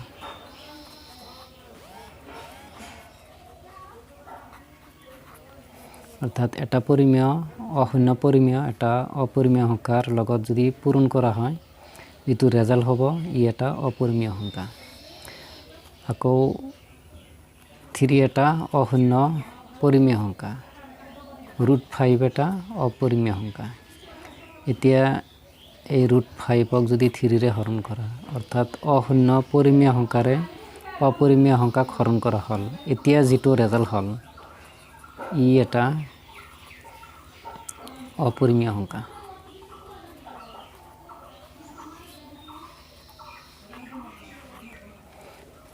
গতিকে পৰিমেয় সংখ্যাৰে অপৰিমেয় সংখ্যাৰ লগত পূৰণ কৰিলে অপৰিমেয় হ'ব, অপৰিমেয় সংখ্যাক পৰিমেয় সংখ্যাৰে হৰণ কৰিলেও অপৰিমেয়। যদি দুটা অপৰিমেয় সংখ্যা যোগ কৰা হয়, তেন্তে যেটো যোগফল হ'ব পৰিমেয় বা অপৰিমেয় হ'ব পাৰে। এক্সাম্পল চাওক, সাপোজ 2 + √2, ই এটা কি সংখ্যা? অপরিমেয় সংখ্যা। আকৌ √2 ই এটা অপরিমেয় সংখ্যা। গতিকে এই এটা অপরিমেয় সংখ্যা, এই এটা অপরিমেয় সংখ্যা। এবার এই দুটা যদি যোগ কৰা, 2 + √2 প্লাস এই √2, 2 প্লাস এটা √2 দুটা √2 হল। এই যে ৰুট যে থাকি গ'ল, তাৰ কাৰণে এইটো কি সংখ্যা? অপৰিমেয় সংখ্যা। যদি ই এটা অপৰিমেয় আছিল, ই এটা অপৰিমেয় আছিল, এই দুটা যোগ কৰাৰ পাছত যেটো ৰেজাল্ট হল, এটো ফলাফল হল, অৰ্থাৎ যোগফল, দুটা অপৰিমেয় সংখ্যাৰ যোগফলটো কি হল? এটা অপৰিমেয় সংখ্যা।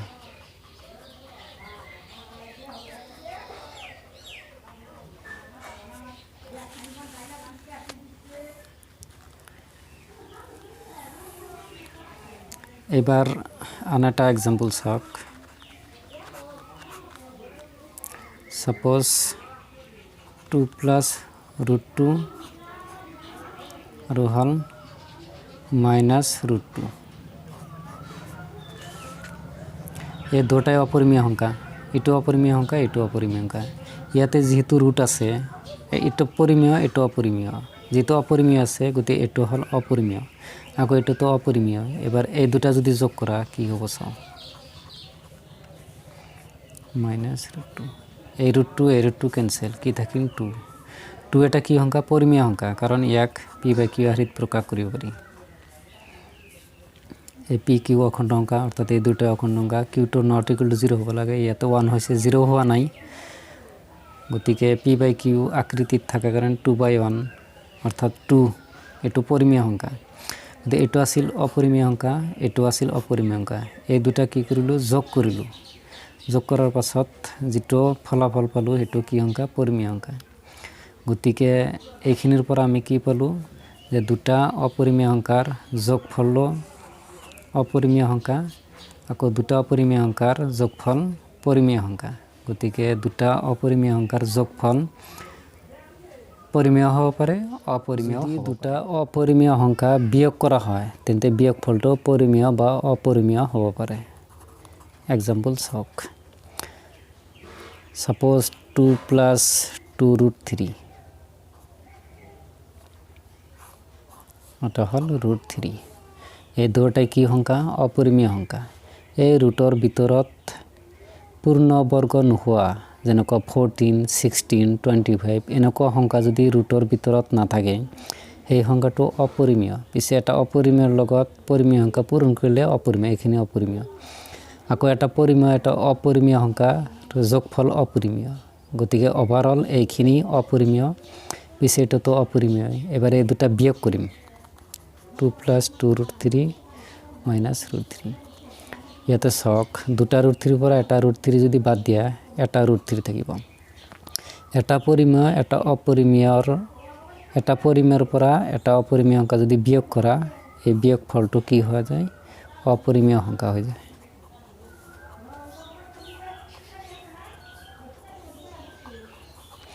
এটা অপৰিমেয় আন এটা অপৰিমেয়ৰ দুটা অপৰিমেয় সংখ্যাৰ যেটো বিয়োগফলটো কি হল অপৰিমেয় হল এবাৰ আন এটা एग्जांपल লক্ষ্য কৰা সাপোজ 2 plus root 3 এটা হল root 3 এবাৰ এটো অপৰিমেয় এটো অপৰিমেয় এবাৰ বিয়োগ কৰিছোন কি হয় minus root 3 এতিয়া সক এই root 3 ক্যান্সেল কি থাকিল 2 2 তো কি সংখ্যা হয় 2 তো এটা পৰিমেয় হয় কাৰণ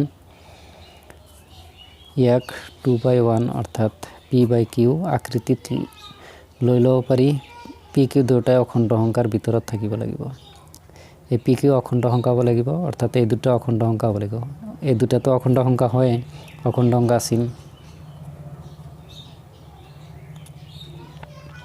গতিকে এই সক 21 অখণ্ড সংখ্যাৰ ভিতৰত আছে গতিকে এই 2 অৰ্থাৎ 2/1 p/q আকৃতিত হল এই দুটাই অখণ্ড সংখ্যাৰ ভিতৰত আছে তলৰ যেটো কিউ এটো ইকুৱেল টু 0 হ'ব নালাগে নট ইকুৱেল টু 0 হ'ব লাগে গতি ইয়াতে 1 হৈছে 0 হোৱা নাই গতিকে 2/1 তো কি সংখ্যা পৰিমেয় সংখ্যা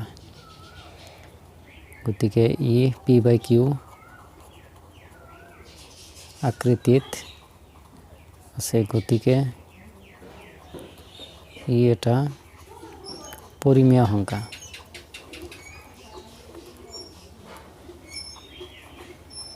এবাৰ সক এটো আছিল অপৰিমেয় এটো অপৰিমেয় বিয়োগ কৰিলো বিয়োগফল অপৰিমেয় হল এটো অপৰিমেয় এটো অপৰিমেয় এবাৰ বিয়োগ কৰা হল বিয়োগফলটো যাই কি হল পৰিমেয় হল গতিকে দুটা অপৰিমেয় সংখ্যাৰ বিয়োগফল পৰিমেয় হ'ব পাৰে অপৰিমেয়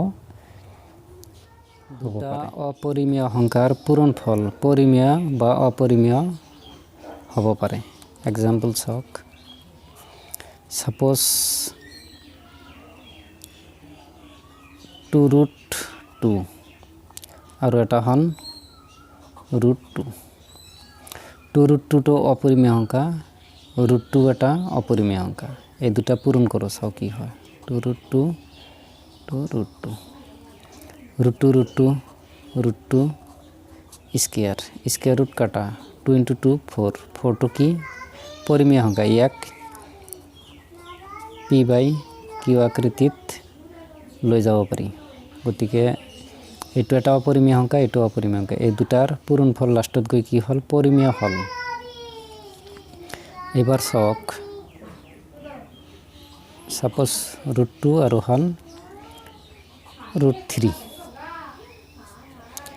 এইটো অপৰিমেয় সংখ্যা, এইটো অপৰিমেয় সংখ্যা। এবাৰ √2 পূৰণ √3, এইটো চাওক √6। √6টো পূৰ্ণবৰ্গ নহয়, অৰ্থাৎ 4, 9, 16, 25 এনেকুৱা সংখ্যা নহয়। যদি অপূৰ্ণ বৰ্গ সংখ্যা ৰুটৰ ভিতৰত থাকে তেতিয়াহ'লে সেই সংখ্যাটো অপৰিমেয়।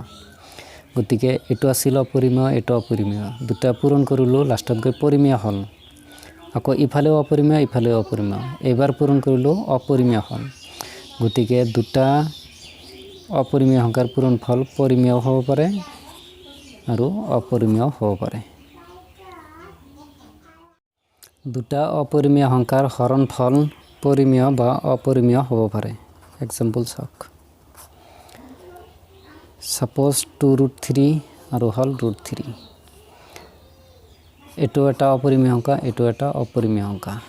এবাৰ হৰণ কৰকচোন, 2√3 বাই √3, √3 কেনসেল, কি থাকিল 2।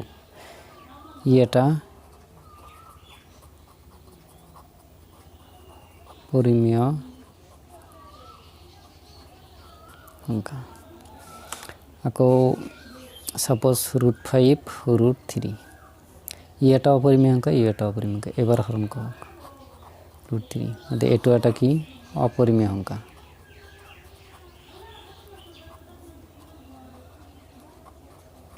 চাওক, এইটো এটা অপৰিমেয় সংখ্যা, এইটো এটা অপৰিমেয় সংখ্যা। এই দুটাৰ পূৰণ হৰণ কৰিলোঁ, ৰেজাল্টটো গৈ পৰিমেয় হ'ল। পিছে এইটো অপৰিমেয় সংখ্যা, এইটো অপৰিমেয় সংখ্যা, ইফালেও দুটা অপৰিমেয় সংখ্যা হৰণ কৰা হ'ল, এবাৰ ৰেজাল্টটো কি হ'ল অপৰিমেয় সংখ্যা। গতিকে দুটা অপৰিমেয় সংখ্যাৰ হৰণফল পৰিমেয় হ'ব পাৰে, অপৰিমেয় হ'ব পাৰে। পৰিমেয় নে অপৰিমেয়, এই পাঁচটা মানে শ্ৰেণীভুক্ত কৰিব লাগিব, কোনটো পৰিমেয় হয়, কোনটো পৰিমেয় নহয়। এতিয়া 1 নম্বৰটো চাওক, সাপোজ 2 - √5। ইয়াৰ আগতে কোৱা মতে এটা পৰিমেয় সংখ্যাৰ পৰা এটা অপৰিমেয় সংখ্যা যদি বিয়োগ কৰা হয়, বিয়োগফলটো অপৰিমেয়। গতিকে ই এটা অপরিমেয় সংখ্যা।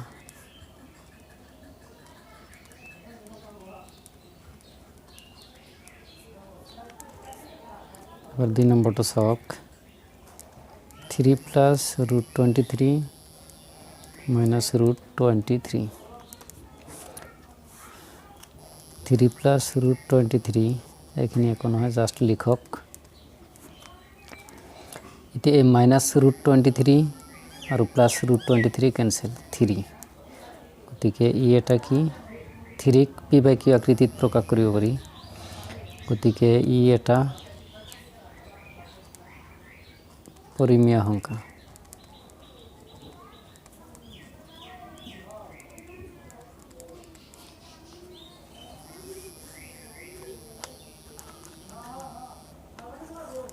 নম্বৰটো চাওক, 2√7 7√7।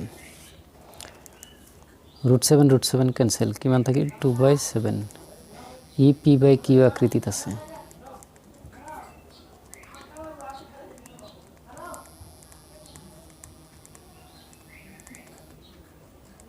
য'ত pq এই দুটাই কি সংখ্যা, অখণ্ড সংখ্যা। q অর্থাৎ 7 to not equal to 0, not equal to 0। গতিকে ই এটা পৰিমেয় সংখ্যা।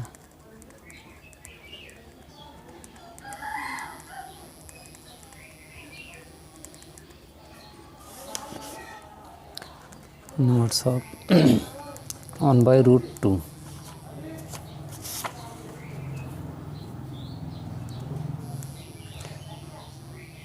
ইয়াৰ আগতে কোৱা হৈছিল যে এটা পৰিমেয় সংখ্যাক এটা অপৰিমেয় সংখ্যাৰে হৰণ কৰিলে হৰণফলটো অপৰিমেয় সংখ্যা, যেহেতু ৰুটটো লাগি আছে। গতিকে ই এটা অপৰিমেয় সংখ্যা। ই এটা অপৰিমেয় সংখ্যা। 5 নম্বৰটো চাওক, 2π। পাইৰ মান হ'ল 3.1 1 5 9 2 6 5 3 5 8 9 7 9 3 2 3 8 4 6 2 6 4 3 3 8 3 2 7 9 5 0 ডট ডট অসীমিত আৰু ইফালে এটাও বাৰে বাৰে অহা নাই গতিকে এইটো এটা অপৰিমেয় সংখ্যা গতিকে যেহেতু পাই এটা অপৰিমেয় সংখ্যা হল এটা অপৰিমেয় সংখ্যাৰ লগত এটা পৰিমেয় সংখ্যা যদি পূৰণ কৰা হয় যেটো ফলাফল হ'ব হেতু এটা পৰিমেয় সংখ্যা গতিকে টুৱাইস পাই এটা অপৰিমেয় সংখ্যা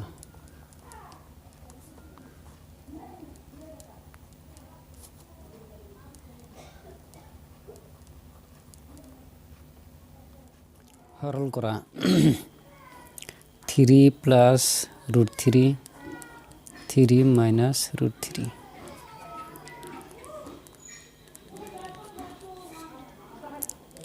3 plus root 3 3 minus root 3 এটো সক a plus b a minus b এই ফর্মুলাত পৰিল কাৰণ এই দুটা সেম মাজতে plus minus a plus b a minus b এটো যদি a square minus b square হয় অর্থাৎ এই দুটার স্কয়ার মাজত মাইনাস হয় a plus b a minus b এইখিনিৰ ফর্মুলা যদি এইখিনি হয় ইফালে তো এই দুটা সেম মাজতে প্লাস মাইনাস এই দুটা স্কয়ার মাজত মাইনাস গতিকে ইফালে হল a স্কয়ার মানে a স্কয়ার ইফালে হল 3 স্কয়ার মাইনাস আছে মাইনাস দিয়ক b মানে হল ab ইফালে হল √3 ইফালে স্কয়ার আছে স্কয়ার কৰি দিয়ক 3 স্কয়াৰ মানে হল 9 স্কয়াৰ ৰুট ক্যান্সেল -3 কিমান হল 6 এইখিনি आंसर সৰল কৰা √5 + √2 হোল স্কয়ার √5 + √2 হোল স্কয়ার এটো সক a plus b whole square formula a plus b প্লাসৰ আগৰখিনি a প্লাসৰ পাছৰখিনি হল b whole square a plus b whole square formula আমি জানো যে a স্কয়ার মানে a2 square plus 2 into a দুটাৰ পূৰণফল a into b plus ab square যদি a plus b whole square যদি এইখিনি হয় গতিকে এইখিনি তো a plus b হোল স্কয়ারত আছে ফার্স্ট a স্কয়ার অর্থাৎ এইখিনি স্কয়ার অর্থাৎ এইখিনি স্কয়ার প্লাস a2 এই দুটার পূরণফল অর্থাৎ এই দুটার পূরণফল প্লাস এই b স্কয়ার অর্থাৎ এই √2 স্কয়ার স্কয়ার রুট ক্যান্সেল থাকিল 5 প্লাস 2 এই √5 √2 একেলগে এটা ৰুট দি 5 into 2 অৰ্থাৎ 10 লিখিব পাৰি স্কয়াৰ ৰুট ক্যান্সেল থাকিল 2 এবাৰ এই 5 আৰু 2 হল 7 প্লাস 2 √10 এইখিনি आंसर কৰা 3√5 - 4√3 whole square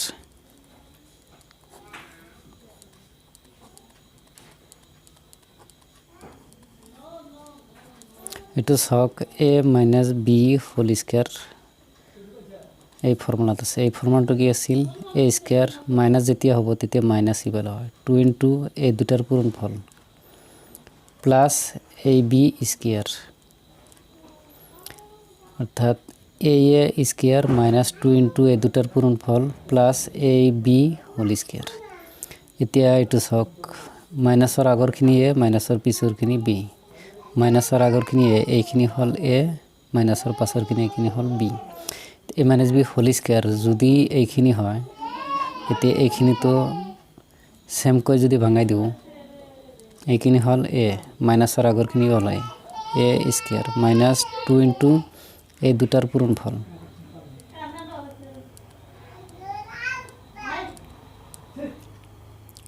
plus ab whole square এই 3 স্কয়ার মানে হল 9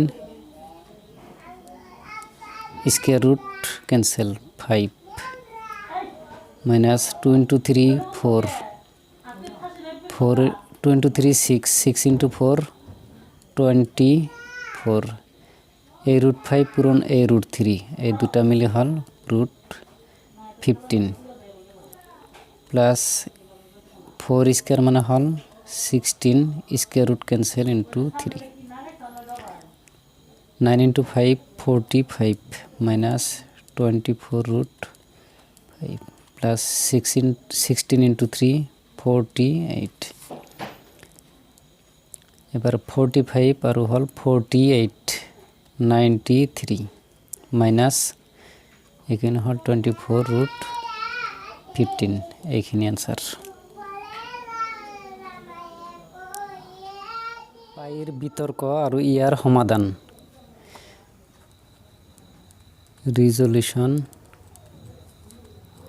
অফ পাইর বিতর্কটো কি আর ইয়ার সমাধানটো কি বিতর্কটো হল মোর এই ভিডিওর আগতে নিশ্চয় দেখা পাইছে যে পাইর মান হল 3.145926353846263832795 এই যে ডট ডট অর্থাৎ অসীমিত দশমিক আর কোনো একটা সংখ্যা পুনৰ অহা নাই অৰ্থাৎ পৌনঃপুনিকও নহয় অপৌনঃপুনিক যেহেতু অসীমিত আৰু অপৌনঃপুনিক গতিকে এইখিনি অৰ্থাৎ পাইটো এটা অপৰিমেয় সংখ্যা গতিকে ইয়াৰ পৰা দেখা গ'ল যে পাইটো এটা অপৰিমেয় সংখ্যা এতিয়া বিতৰ্কটো সব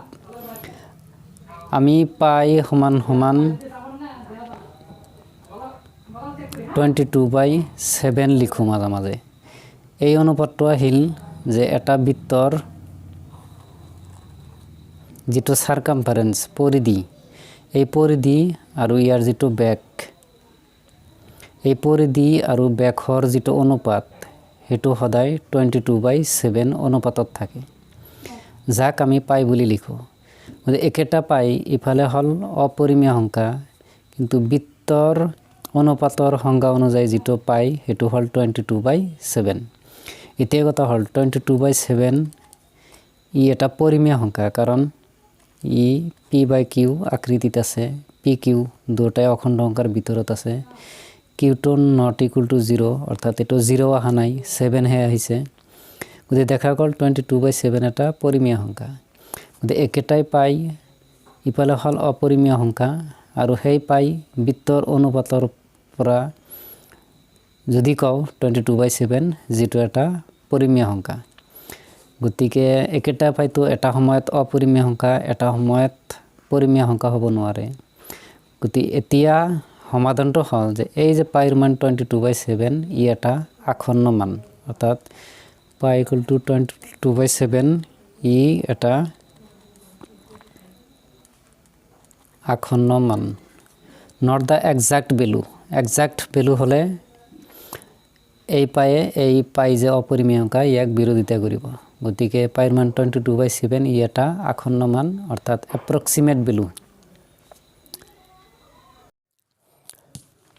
ৰুট 9.3 সংখ্যা ৰেখাত প্ৰকাশ কৰা গতিকে মই অলপ পিকচাৰটো আঁকি লৈছোঁ এতিয়া ফাৰ্ষ্ট কেনেকৈ আঁকালো অলপ ডিটেইলছ কৈ আছোঁ ফাৰ্ষ্ট এ বিলো হল এইখিনি এই ৰুট 9.3 মাপৰ গতিকে এইখিনি হল 9.3 এবাৰ বিৰ পৰা সি লৈকে এক একক বঢ়াই দিয়া হল এইখিনি এক একক বঢ়াই দিয়া হল এতিয়া এই এ আৰু সি এইখিনি যদি বৃত্ত এটাৰ ডায়ামিটাৰ অৰ্থাৎ ব্যাস বুলি ধৰা হয় ইয়াৰ মাজৰ ঠাইখিনি অৰ্থাৎ ব্যাসাৰ্ধটো উলিওৱাৰ কাৰণে কি কৰা হল এই এচিতকৈ অলপ সৰু মাজতকৈ অলপ ডাঙৰ অৰ্থাৎ এইখিনি মান লোৱা হল অৰ্থাৎ এচিৰ মধ্যবিন্দু যত কয় অৰ্থাৎ এই ব্যাসাৰ্ধটো উলিওৱাৰ কাৰণে এনেকৈ বোথ সাইড আঁকা হল আকৌ ইয়াৰ পৰা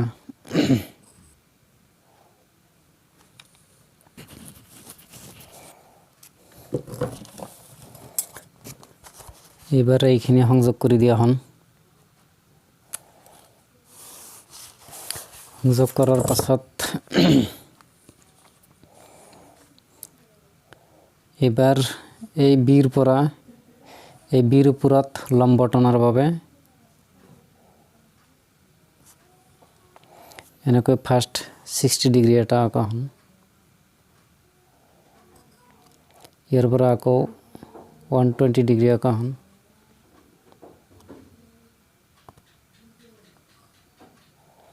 ইয়াৰ পৰা আকৌ 90 ডিগ্ৰী আঁকা হন।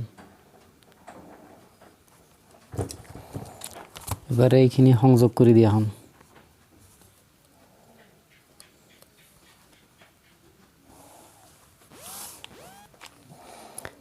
এবাৰ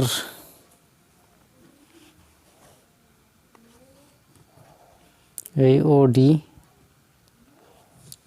এইখিনি সংযোগ কৰি দিয়া হন।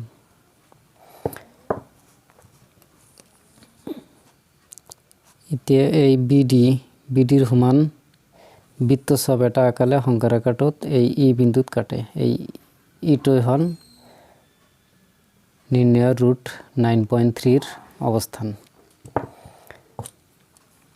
এতিয়া এই বিডি এইখিনি যে রুট 9.3 হয় সেইটো দেখাই আছো। গতিকে এ বিটো কিমান আছিল? এ বিটো আছিল 9.3। বিসিটো কিমান আছিল? 1। এতিয়া এসিটো কিমান হ'ব? এসি হল এ বি আৰু বিসিৰ যোগফল। এসি হল এ বি যোগ বিসি। এ বিৰ মাপটো 9.3 আৰু বিসিৰ মান হলো 1। গতিকে এসি হল 10.3। এবার এসির আধা অর্থাৎ ওসি, এসি বাই 2। এসি হল 10.3। 10.3 আধা হল 5.15। এবার ওবি কিমান? ওবি হল ওসির পৰা যদি বিসি বিয়োগ করো ওবিটো পাই যাম। গতিকে ওসি মাইনাস বিসি। ওসিটো হল এসির আধা, যেটো ব্যাসার্ধ ইতিমধ্যে হলো 5.15 আৰু বিসি হল 1। গতিকে 5.15 পৰা 1 বিয়োগ কৰিলে হ'ব 4.15। গতিকে বাস ওবি পাই গলো, এইটো হল 4.15। আৰু এইখিনি তো ওসিৰ সমান এই ব্যাসাৰ্ধ, গতিকে এইখিনি যদি আৰ বুলি ধৰো এইখিনি হল 5.15। এতিয়া ও বি ডি সমকোণী ত্ৰিভুজৰ পৰা পাওঁ ও বি ডি ত্ৰিভুজ ও বি ডিৰ পৰা কর্ণ স্কয়ার, লম্ব স্কয়ার যোগ ভূমি স্কয়ার ও বি স্কয়ার। এতিয়া আর তো 5.1.5।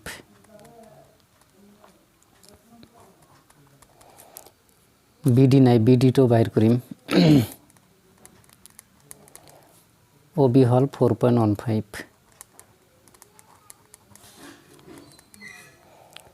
5.15 স্কয়ার। এইখিনি যদি সমান চিহ্নৰ ইফালে আনো মাইনাস হৈ যাব। ইফালে থাকিল বিডি স্কয়ার। এ স্কয়ার মাইনাস বি স্কয়ার হল, গতিকে এ প্লাস বি ইন্টু এ মাইনাস বি। এ প্লাস বি ইন্টু এ মাইনাস বি, বিডি স্কয়ার। 5 আৰু হল 4 9.15 হল 30। 30 মানে 3 অৰ্থাৎ 9.3। 5.15 পৰা 4.15 বাদ দিলে 1, এটো না লাগে।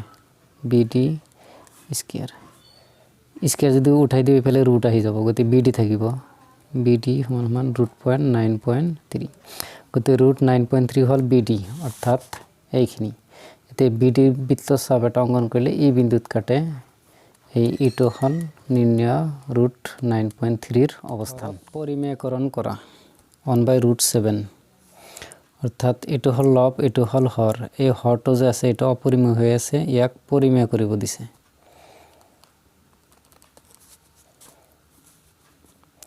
1/√7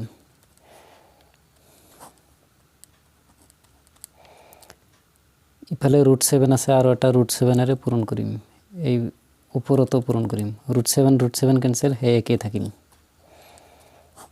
√7 পূরণ √7 হল √7 স্কয়ার, 1 * √7 √7 স্কয়ার রুট ক্যান্সেল, তলত কি থাকিল 7। গতিকে এবার ছক একেটাই ভগ্নাংশ। এবার হরটত ইফালে ছিল অপরিমেয়, কিন্তু এই হরটো হল এবার পরিমেয়। গতিকে হরক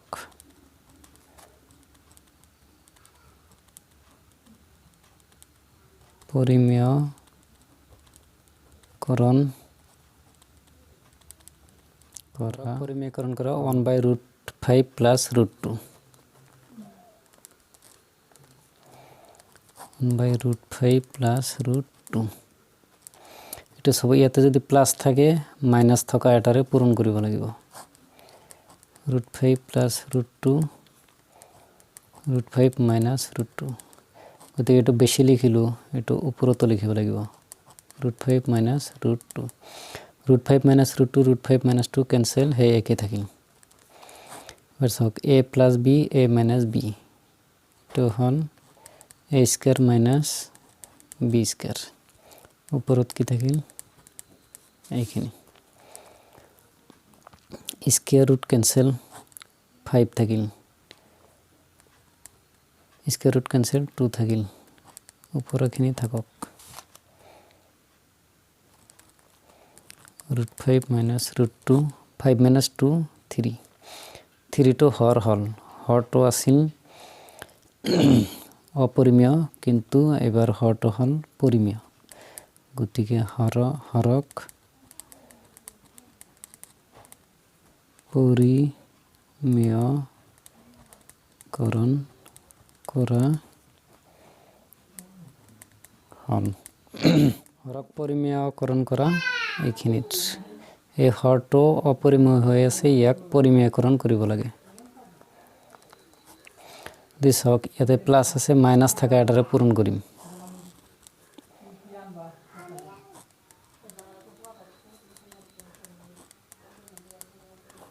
প্লাস আছে, মাইনাস থাকা এটারে পূরণ করিম।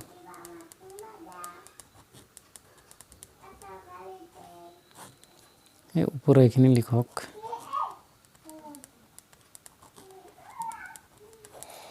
এইখিনি যে বেশি লিখিলো, এইখিনি উপরতো পূরণ করিব লাগিব।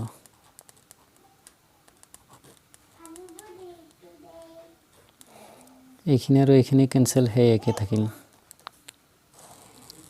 আর ছক a plus b, a minus b, এইখিনি হল a, এইখিনি হল b, এইখিনি হল a, এইখিনি হল b। a plus b, a minus b কি ফর্মুলা ছিল, a square minus b square,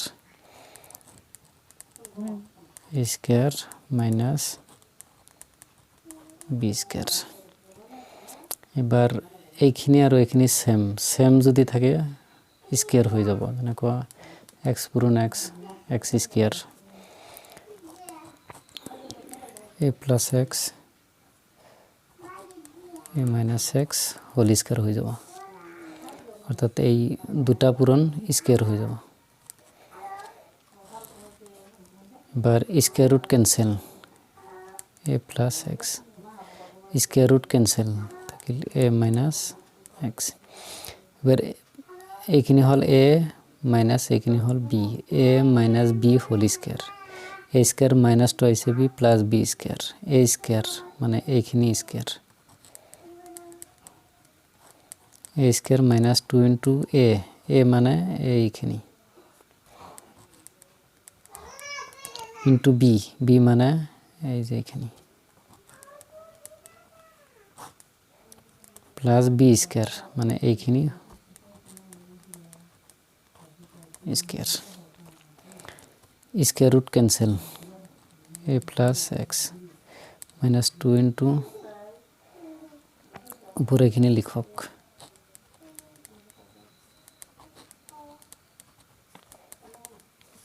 square root cancel a minus X a plus X এখানে হল minus A minus A plus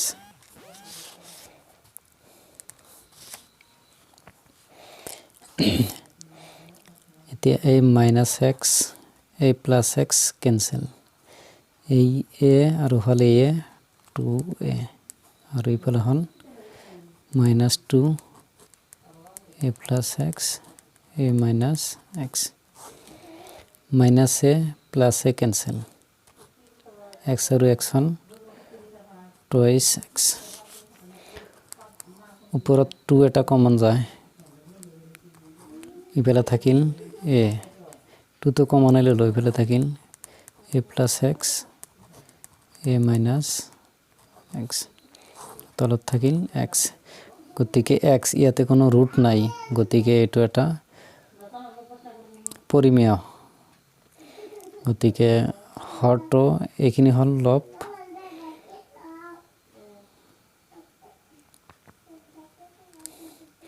এখানে হল লব এখানে হল লব এখানে হল হর গতিকে হরটো কি হল পরিমেয় হল হরক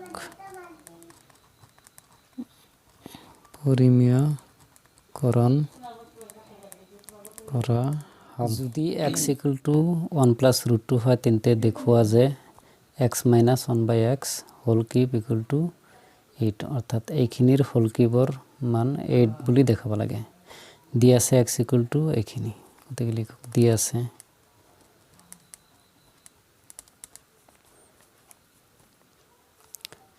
x equal to 1 plus root 2 এইখিনি হল x যার মান হল এইখিনি এবার 1 বাই x টো আগত বাহির করিল 1 বাই x 1 বাই এই x এর মান হল এইখিনি 1 plus root 2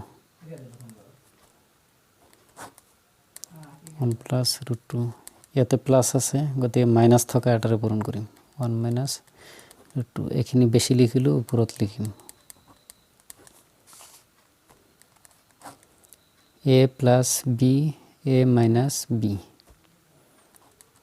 a plus b a minus b কি আছিল a square minus b square এই দুটা সেম মাজতে প্লাস মাইনাস সব এই দুটা সেম মাজতে প্লাস মাইনাস এইখিনির ফর্মুলা যদি এই দুটা স্কয়ার মাজত মাইনাস হয় এই দুটা কি হবে 1 স্কয়ার মাইনাস 2 স্কয়ার উপরে থাকিল 1 minus root 2 1 minus root 2 1 square মানে হল 1 square root cancel থাকিল 2 1 minus root 2 থাকিল minus 1 মাইনাস এর যদি হরণ কৰি দিও এইখিনি আগত মাইনাস হৈ যাব আৰু এটো প্লাস হৈ যাব প্লাস root 2 গতিকে এইখিনি হল 1 বাই x এর মান থেকে মান দেখাবা লাগে যে x minus 1 by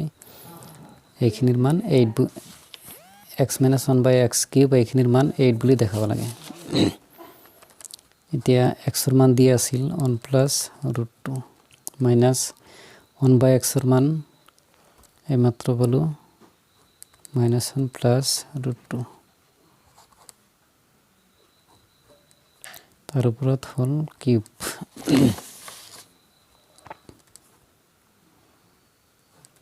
1 plus root 2 a minus minus হল plus minus plus A minus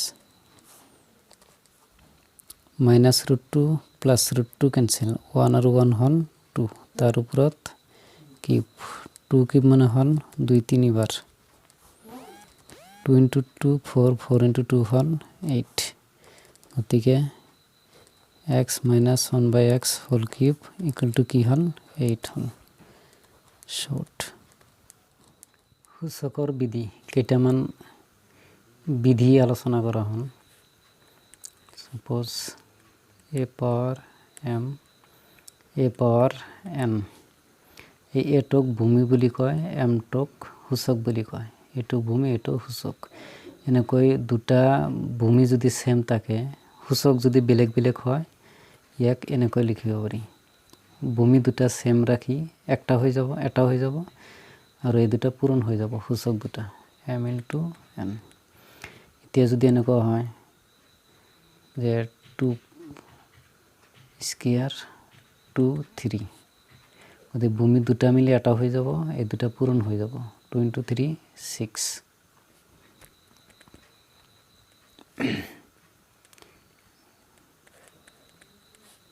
এনেকৈ যদি ভূমিৰ ওপৰত সূচক এটা থাকে, তাৰ ওপৰত যদি আৰু এটা থাকে, এই সূচক দুটা পূৰণ হৈ যায়, এম ইনটু এন। যদি এনেকুৱা হয় 2 ঠিকে থাকিব, এই দুটা পূৰণ হৈ যাব। 3 × 4 12।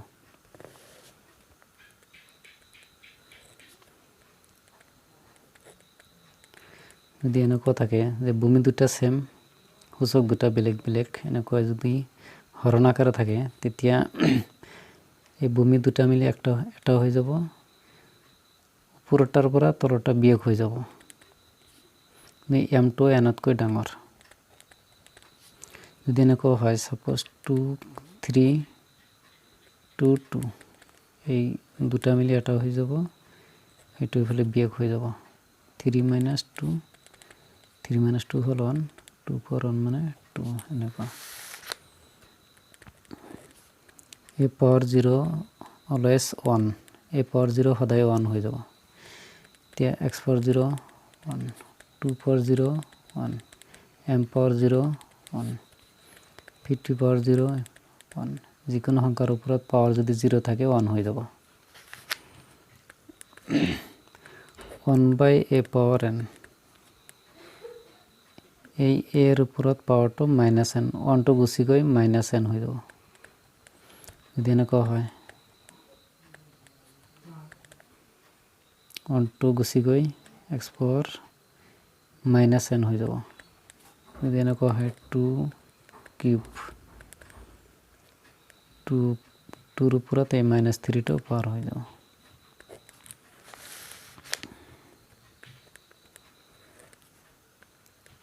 n root.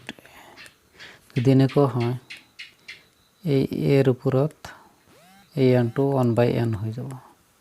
Suppose P q, এই এ, গতিকে এইফালে কিউ ঠিকে থাকিব, এই পিটো 1/p হৈ যাব। এ পাৱাৰ m/n। যদি এনেকুৱা হয়, এই এনটো লক্ষ্য কৰক, এই এন ৰুটে হোল পাৱাৰ এই এম লিখিব পাৰি, বা এই এন এৰ ওপৰত এই এম পাৱাৰ হিসাবে লিখিব পাৰি। মান উলিওৱা 64 1/2, 32 1/5, 125 1/3। 64 1/2, এই 64টো ভাঙাই দিয়ক। 2 32 বাৰ, 2 যাব 6ৰ মাজত 3 বাৰ, 4ৰ মাজত 2 বাৰ, 2 যাব 16 বাৰ, 2 8 বাৰ, 2 4 বাৰ, 2 2 বাৰ, 2 কেইটা হন, 1 2 3 4 5 6, 6টা হন। 64 মানে হন 2 পাৱাৰ 6, ইফালে হল 1/2। এই মাত্ৰ যে সূচকৰ বিধি এটা দিয়া হল, যদি এনেকুৱা হয়, এই পাৱাৰ দুটা পূৰণ হৈ যায়। 2 এই 6, এই 1/2, 2 6ৰ মাজত 3 বাৰ, 3 × 1 3, 2 কিউব, 2 কিউব মানে হল 8। 2 নম্বৰ 32 1/5, 32 ভাঙাই দিয়ক। 2 16 বাৰ, 2 8 বাৰ, 2 4 বাৰ, 2 2 বাৰ, 1 2 3 4 5, তো 2 5টা আছে, হল 1/5। এই পাওয়ার পর এই দুটা পূরণ হয়ে যাব 5 5 ক্যান্সেল উপরত 1 থাকিল 2 উপরত পাওয়ার 1 মানে 2 এর গুণ 2 এবার হল 3 নম্বর 1 2 5 1/3 এই 1 2 5 টো ভাঙাই দিয়ক হেকত যদি 5 আছে 5 এর হরণ দেব 5 12 মাঝে যাব 2 বার 2 ভাগে থাকিল 25 25 এর মাঝে 5 বার 5 5 বার গতি 5 থাকিল 3টা এর উপর পাওয়ার আছে 1/3 এই পাওয়ার পর এই দুটা পূরণ হয়ে যাব যেনকা এই দুটা পূরণ হয়ে যায় m * n গতিকে 3 * 1/3 3 3 ক্যান্সেল 1 থাকিল গতিকে 5 এর উপর 1 মানে 5 এর গুণ মান লওয়া 16 3/4 125 - 1/3 2 2/3 * 2 1/5 16 3/4 16 টো ভাঙাই দিয়ক 2 8 বার 2 4 বার 2 2 বার 2 কেটা হল 4টা 2 পাওয়ার 4 তার উপর পাওয়ার আছে 3/4 এবার a power m a power m n যদি দুটা পাওয়ার থাকে না কই পূরণ হয়ে যায় 2 পাওয়ার এই দুটা পূরণ হয়ে যাব 4 * 3/4 4 4 কাটা 3 থাকিল 2 কিউব মানে হল 8 2 গুণ 4 2 গুণ 8 হল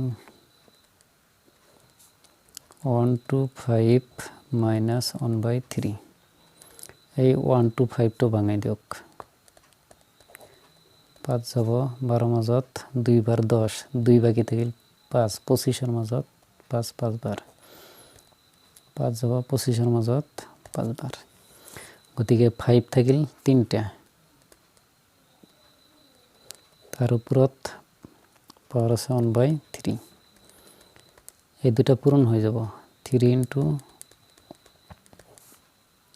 3 এই 3 3 ক্যান্সেল উপরত থাকিল -1 ইয়ার আগত দেখাইছি x power -1 hall 1/x a power -1 1/a a পাওয়ার -1 এটু যদি 1/a হয় 5 পাওয়ার -1 1/5